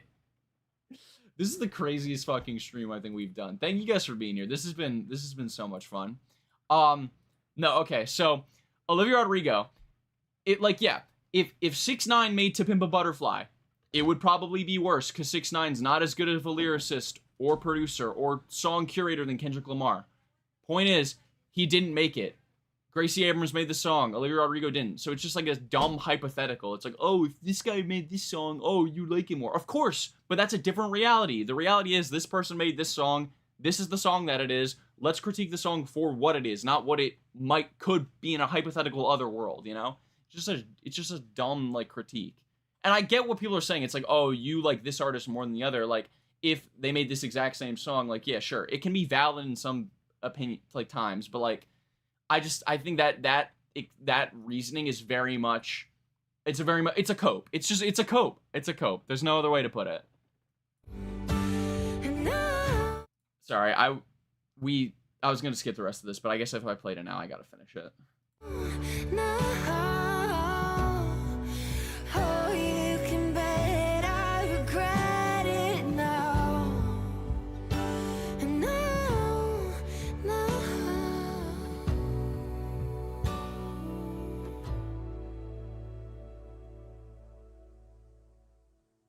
Okay. Holy shit. All right, hold. I'm writing the timestamp down so we know when Gracie Abrams tried to kill me with the tornado warning on my phone. Anyways, yeah, like I said, that was my least favorite. It's so slow. It felt like vocally there was nothing to write home about, and lyrically there was a lot of moments in here that are just so emblematic of the stuff that I don't like here. That one I think genuinely was pretty, like, I have some dislike towards. I think this would be like a 4 for me, like a 3 or a 4. But okay, we've got 5 tracks left now. 6 tracks left now. Never mind. Track number 11, Minibar. I'm at the party, mini bar. Came here alone, bet you can't tell. I'll eat the cake and the caviar. Break down the door like a bombshell. Okay, I mean, yeah, like this first verse here, that was pretty quick. Very short song here too, but that was nice. I'm like already establishing where we are. I'm at the party minibar, right? Simple. Came here alone, bet you can't tell. That, I mean, sorry. I'll eat the cake and the caviar. I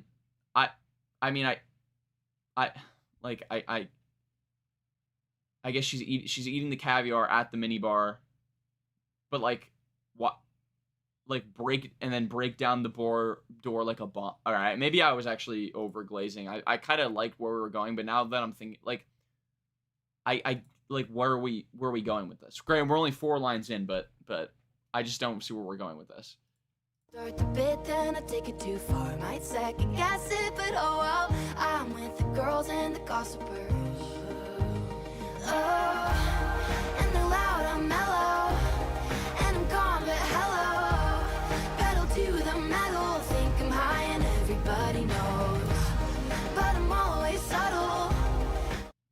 Oh, what the fuck was that for? What is happening, bro? Gracie Abrams, first of all, had me have to take a shit in the middle of the react to the album. I'm gonna blame her for that too. She triggered my colon. Secondly, she's given me multiple voice cracks. Thirdly, oh, it's not even raining anymore. It's not even fucking raining anymore. It just stopped. I just heard it stop. She's clowning me. She has to be doing this, bro. Is Gracie Abrams watching the stream? I wish Audrey Hobart was featured in Rip to the Party minibar or RLP. That could be a good feature. Audrey Hobart. Hobart? Is it I'm so bad at pronouncing shit, man. I'm actually like rage baiting myself right now. But okay, what I was saying with this song, if it's a song about like being high and everyone can tell, it's written so cornily. Like, oh, they're loud, I'm mellow, I'm gone, but hello. Pedal to the metal, think I'm high, everybody knows. But I'm always subtle when I'm causing trouble. Hate to burst your bubble. I feel weird. I think I'm gonna go. When I'm causing trouble, hate to burst your bubble. I feel weird. I think I'm gonna go. I'm at the corner, mini mart. Okay, we're gone to the mini bar. Someone perceives me. It's so quirky. I've got $50 on a brain cell. Oh, I think I'm high and everyone can tell. Oh, I'm so weird and quirky.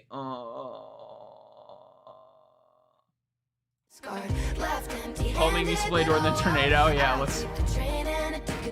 Might be. It says the rain's supposed to come back.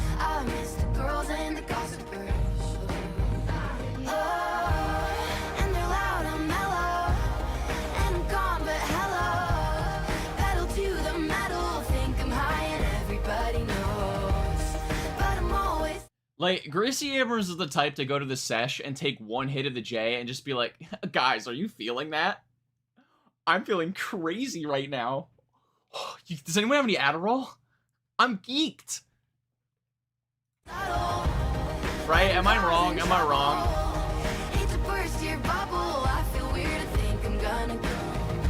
I'm at the party. Is it just me or do you feel insane? Someone's looking lonely, looking like me. I think I know her name. I'm at the party. Is it just me or do you feel insane? Someone's looking lonely, looking like me. I think I know her. I will give it this. This song is very cohesive with what it's getting at. I just don't like what it's talking about. This song does have, like, fair play. This song is unique, I think, in the track list. I think it's actually pretty engaging, like, sonically, but it's just what it's writing about I don't like. But again, I would take that over like 5 more tracks that I have virtually nothing to say about, or virtually the same thing to say about over and over and over again. Also, the enjoyers of this album. 16 tracks? 16 tracks? I feel like even the enjoyers of this album can admit 16 tracks is a little much. If this was a 40-minute record, I think I'd have a lot nicer things to say about it.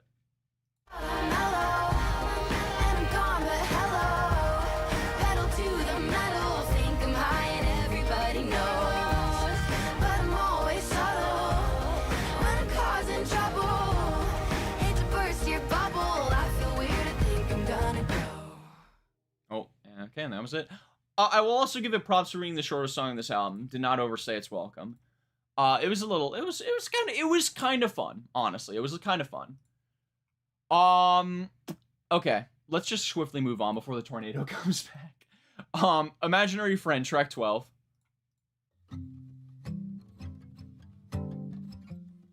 Who would have guessed? Acoustic guitar. Felt you in the morning. Who would have guessed? Whispery delivery.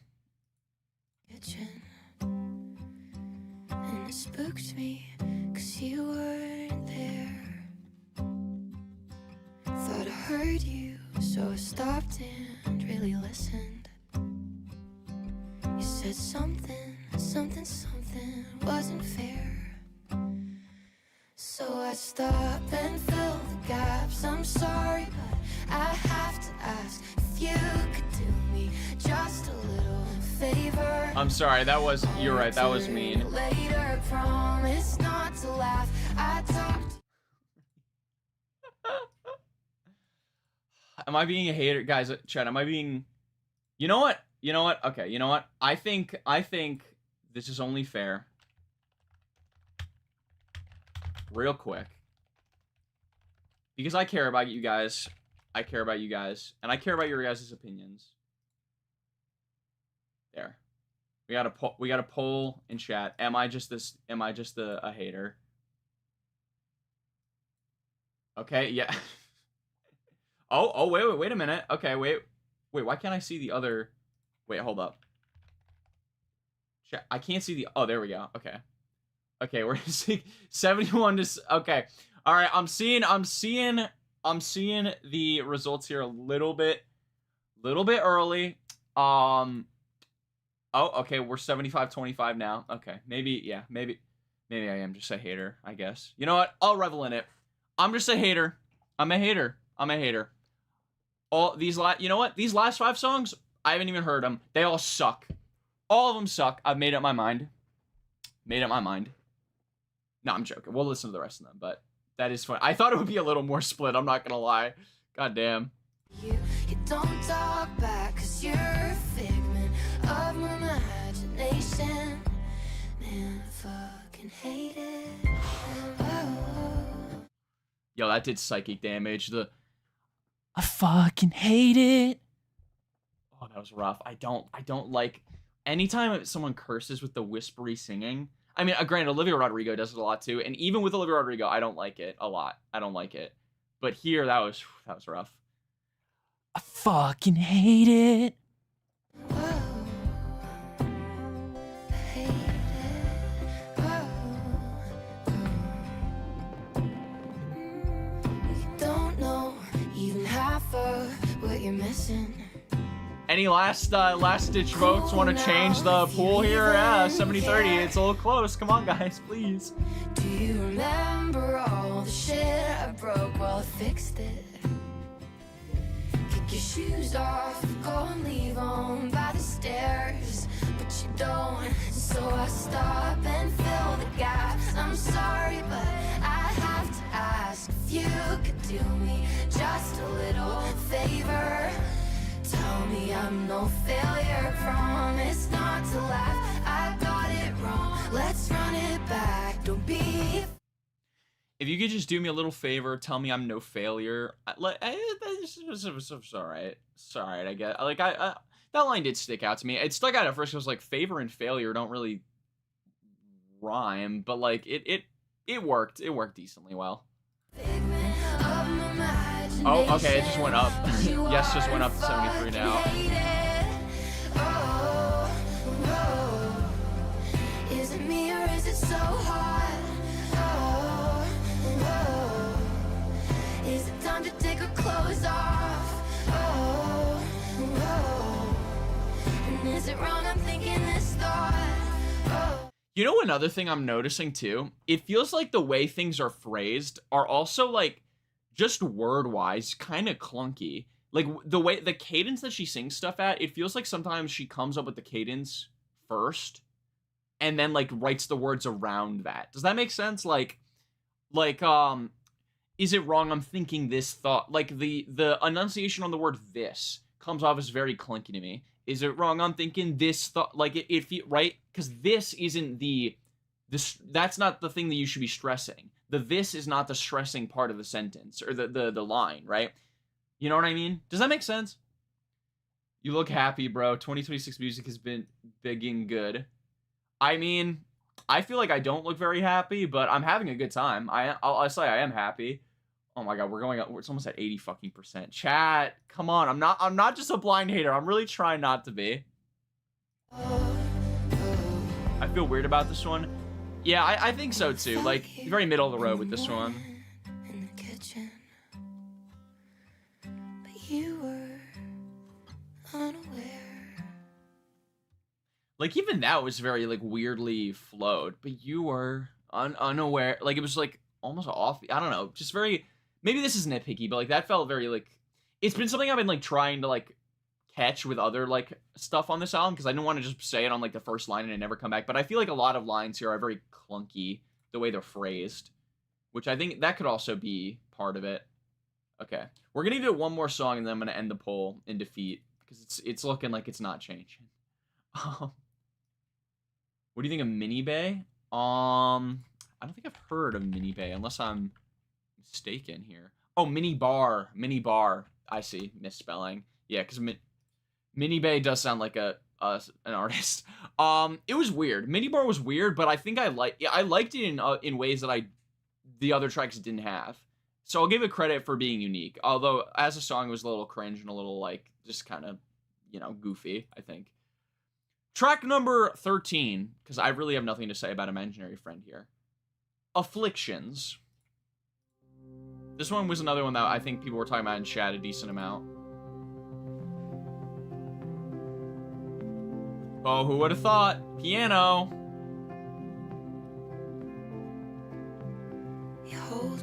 That's a respectable favorite, Causey. I respect that. The oxygen, my lungs are full, I'm sick again. I feel you coming on. You never simply talk to me. You tell the truth about everything of all of your afflictions. That is my favorite one. Like, that is my favorite one. That is my favorite. Like, isn't that just phrase so clunky? You know what? Like, just that is my, like, I don't, am I making sense at all? Oh, well, it's turning out I'm better when you stop and stick around. I'll go anywhere you want, but then again, I like this. I don't know, to Sweet Nothing. Yeah, I see that. You used to be a mystery, a bruise you left an injury. You thought you lived for suffering, but thank God I was wrong. So this is about Paul. Wait, I thought. So are they currently dating, Paul Mescal and Gracie Abrams? Because it feels like a breakup song too. But then I see the Genius Annotation says that it's about Paul Mescal. But again, you used to be a mystery, a bruise you left an injury. We're just the most basic metaphors ever. I will like okay. If there was a rapper that was doing this, and if it was rap, it would more likely be simile rap, because simile rap, like, you used to be a mystery like a bruise you left, like an injury, right? No one would be letting him get away with that shit, all right? No one would. People would be clowning the fuck out of it, being like, oh, this guy can't rap for shit. And granted, it's pop. The standard for lyricism is not the same as it is with rap. But I want my pop tunes to have some good lyricism. And this lyricism, it really irks me because it's like what I call like shallow, like fake deep, because it's not like it's not about anything super profound or deep, and it doesn't have to. But the way it's worded makes it makes you think that there's all these deep layers. But it's like what she's talking about in reality is very simple. So why not just word it simply? Family feels like family. You see what I can't seem to see. I don't know where to put it all. Your family feels like family. You see what I can't seem to see. Clunky as fuck, bro. Give that a rewrite, man. You see what I can't seem to see. Like, that's annoying to say. That's literally annoying to say. Put you in a song. Oh, I was burning out, but then you said, oh, you should leave the light on. No, go if you ask me to, but then again, don't drop me off. Imaginal Disc is a great example of amazing collaborator with great lyrics and production. Don't even get me started on Imaginal Disc, bro. That shit is so peak. That I fall to when you're gone. I cope, but I promise you it's different. You're strong, I know. You're strong, I know. It's the shape of your hands made me brave once again. You became where I land. Now you hold all of it. You hold my hand through turbulence. All right, I was gonna say actually, I think Gracie Abrams is pretty decent with the bridges. I think a lot of the time the bridges are my favorite parts of these songs, but this one especially too. Like, I'm repeating myself, but like, it's the shape of your hands made me brave once again. So like, your touch is, giving me strength. Maybe is what she's getting at, and then you became where I land. Now you hold all of it. All of what? What do you mean you became where I land? Like, your place is the spot that I like. That doesn't make sense, and it's like, it's annoying. The delayed drumstick. No, I do just be yawning when I listen to songs. Even songs like I love, I just be yawning. Of all of your afflictions, that is my favorite one. And oh, well, it's turning out I'm better when you stop and stick around. I'll go anywhere you want, but then again, well, I like this house.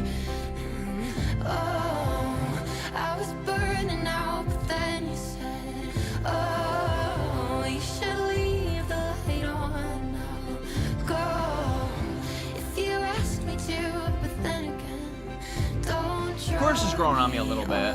This last one, because these like the nice little strings in the back add a little bit. Oh, and I hear the delayed drumstick now. Yeah. She said the songwriting is kind of existential, but like, how? How is it existential? What about this is existential? I mean, it was like, this one was alright. I get one of the higher ones for sure, but like, again, I feel like my criticisms have been pretty, stated pretty matter-of-factly throughout the stream. So like, I feel like not too much to really dive into with this one. All right. Final three now. Also, we're at 81 to 19. So I guess, yeah, it's official, guys. I am just a hater. Damn. 81 to 19, bruh. Oh, man. I genuinely, if my critiques have not been well articulated, that is on me. I do apologize. I'm still getting better at being able to like articulate my stuff live, because my videos, like, I like to write a script beforehand, and really, like, it makes it a lot easier. But yeah. So yeah, apologies to my articulations of why I don't enjoy this is not very clear, but yeah. This is existential on why are you listening to someone when Stevie released that day. Wait. This is existential on why you're listening to this album when Stevie Lacy released that day. Are you? What do you? I'm crying out. I don't really understand what you mean. You also, who Templeman 3art saying, "You just don't get it, lol. Imagine manga readers read Shakespeare." What? Are you saying I'm the manga reader in this scenario and this is like Shakespeare? And that I'm like not getting it because it's like at a level that I don't understand? I mean, that's an interesting comparison, but I kind of fuck with that, honestly. Okay. Anyways, track number 14. This one has been quite hyped up in chat. Humming. In fact, we even had Neil Cohen 7786, I believe, who said it. The tornado needs to come back when the song plays, and it did coincidentally just start raining again. So, I guess we'll see. Wish me luck.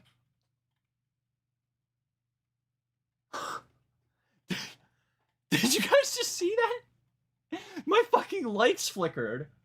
You guys saw that, right? Yo, I'm actually scared, bro. I don't want to play this fucking song. Okay, if the stream crashes, you guys know why. So yeah, apologies if it does crash. You might get a power outage here. Track number 14, Humming. Please don't crash, man. Holy shit, I'm scared.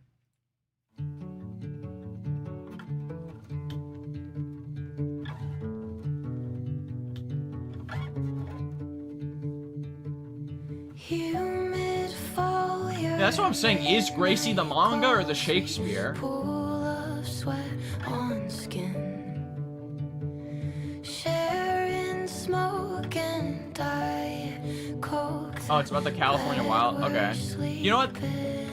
As someone who grew up in LA, or her, not me, I did not grow up in LA. I've never been to LA, actually.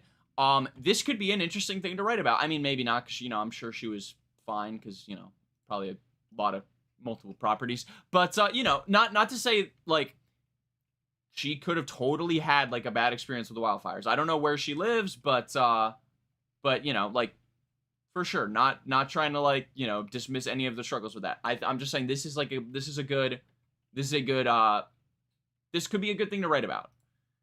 You look like Corey Fogelmanis? Who the fuck is... With hair? What? Corey Fogelmanis. I've never heard of this guy in my life. I kind of see it. He's hot. Yo, shout out. I'll take it, bro. I'll take it. I kind of see it. I take it. Thank you. Suddenly you turn to me while chewing on your lip. Bluish smile, so juvenile, but then we start to kiss. I do like, and you know, I was reading the Album of the Year comments too. I was seeing a lot of, I haven't said it because I haven't really got that, but there were a lot of Ethel Cain comparisons as well. Bluish smile, so juvenile, but then we start to kiss. I feel like it does give me heavy Ethel Cain vibes, but that is a good line. I like that a lot. Like, bluish smile, obviously hinting at a little bit of sadness behind it. It reminds me of the absolutely devastating line in Nettles, "Baby, I've never seen brown eyes look so blue." Oh my god, that line, man. Whew. Come on, like, that's so... Oh! That's how that makes me feel. But I like that line, and definitely does remind me of Ethel Cain, but not in a bad way.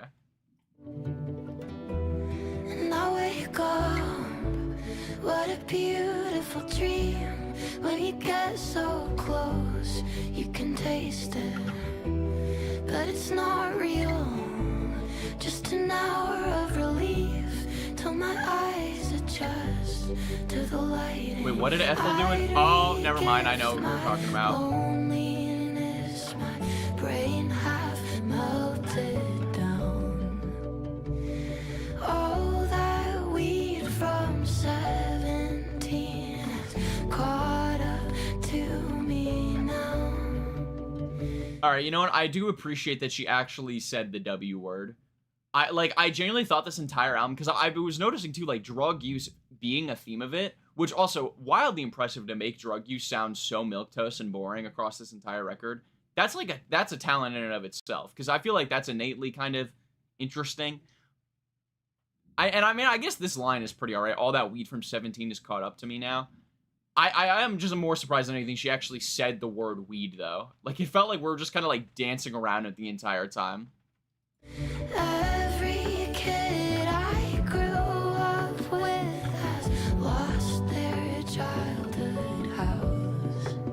Okay, so yeah, that's the wildfire line. That's a sad line, man. Sense of it. It's why I'm making sound. All right. I'm going to do some punch-ups here. No way to make sense of it. It's why I write this down. Is that not a better line? Then it's why I'm making sound. Making sound referencing, like, making music, but like, making sound is not a good way to phrase that. Yeah, I know. Mini Bar made it sound like how you do, fellow kids. Yeah. From this horrible dream where what feels true is nothing. Oh, and she did, I did see this. She switched it to this beautiful dream to this horrible dream. Again, cool. More good lyrical moments in here than bad, I think, so far. One at the top to believe what a way to feel in your 20s. Do we stay? And there's no one at the top to believe. Like, is she talking about, like, politics and people in power? Again, like, better ways to word this stuff and make it interesting. Like, But you can't when you see how they all get off on our grieving. I don't know love, how to live in extremes, but we're made to try through humming. oh, and this is the, okay, so we get a humming part for the, yeah, that makes sense.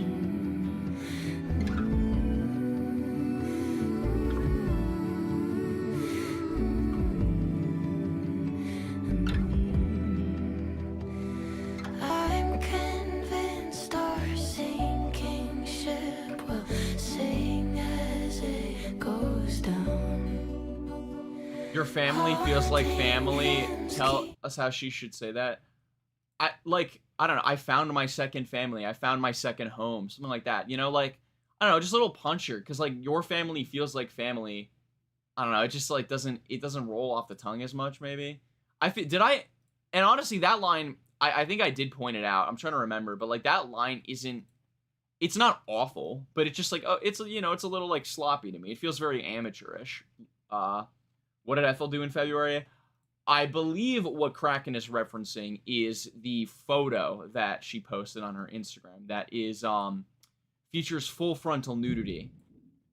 And you know, people were a little people got a little they got their they got their in a twist. They got their britches in a twist. Is that it? I don't fucking remember. They got upset. Because, you know, transphobia.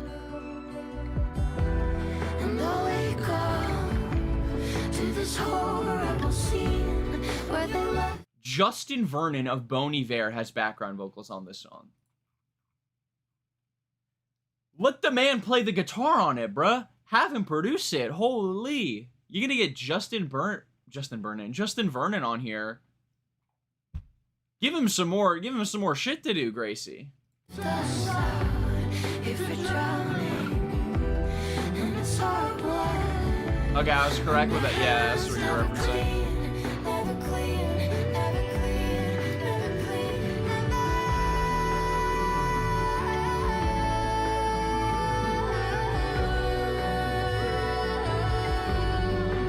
All right, and so why did the vocals get good all of a sudden? Like, can we get more of this, like, explosive, like, that kind of thing? Because this is really nice sounding. That never was a really clean note. And then the Bon Iver in the background.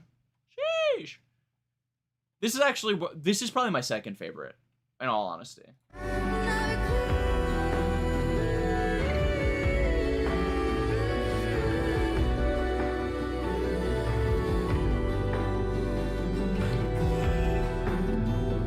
Hunger Games vibes.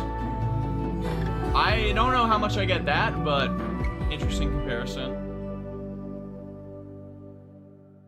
Okay, all right. Also, we've been going for 2.5 hours. Oh, big ass thing of lightning struck outside. We've also been going for 2.5 hours. I mean, granted, I took the shit break, but this has been. Guys, I'm really scared. I really want to get through this before the stream crashes. I feel like it's an inevitability at this rate. But okay. Let's just keep moving. That was one of my favorites. That was another like for me. I did like that one. What if it's right? Gracie Abrams featuring Marcus Mumford of, I believe, Mumford and Sons, right? Yeah, Mumford & Sons, which it might be the worst band ever made. But it's okay. This could be pretty good. Let's see.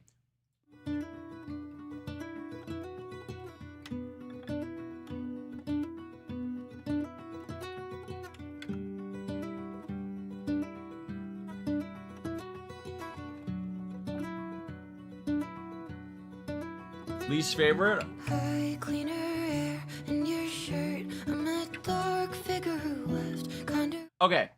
She's saying hi, as like hi, H-I-G-H. Cleaner air in your shirt.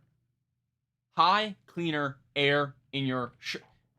All the phrasing, like, it's not, she's enunciating all the wrong things, and it makes it, like, so clunky. Is that, like, I hope that that's a good example of what I mean there. Words by the door, by the cold river it bends, but I won't, like a stone, and I'll sink when I'm alone. Just learn Stomp and Holler as a genre on, oh yeah.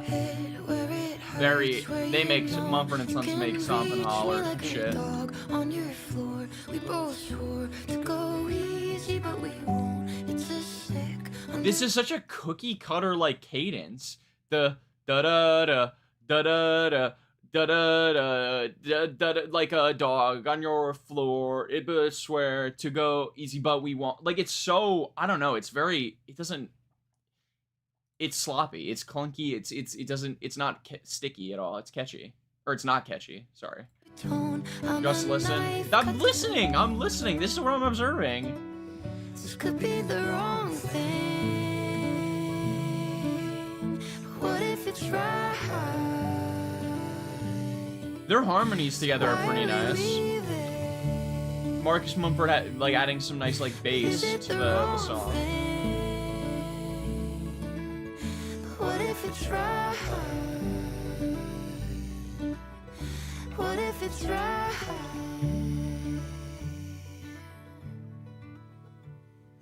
Look in my eyes when I speak, when I scream.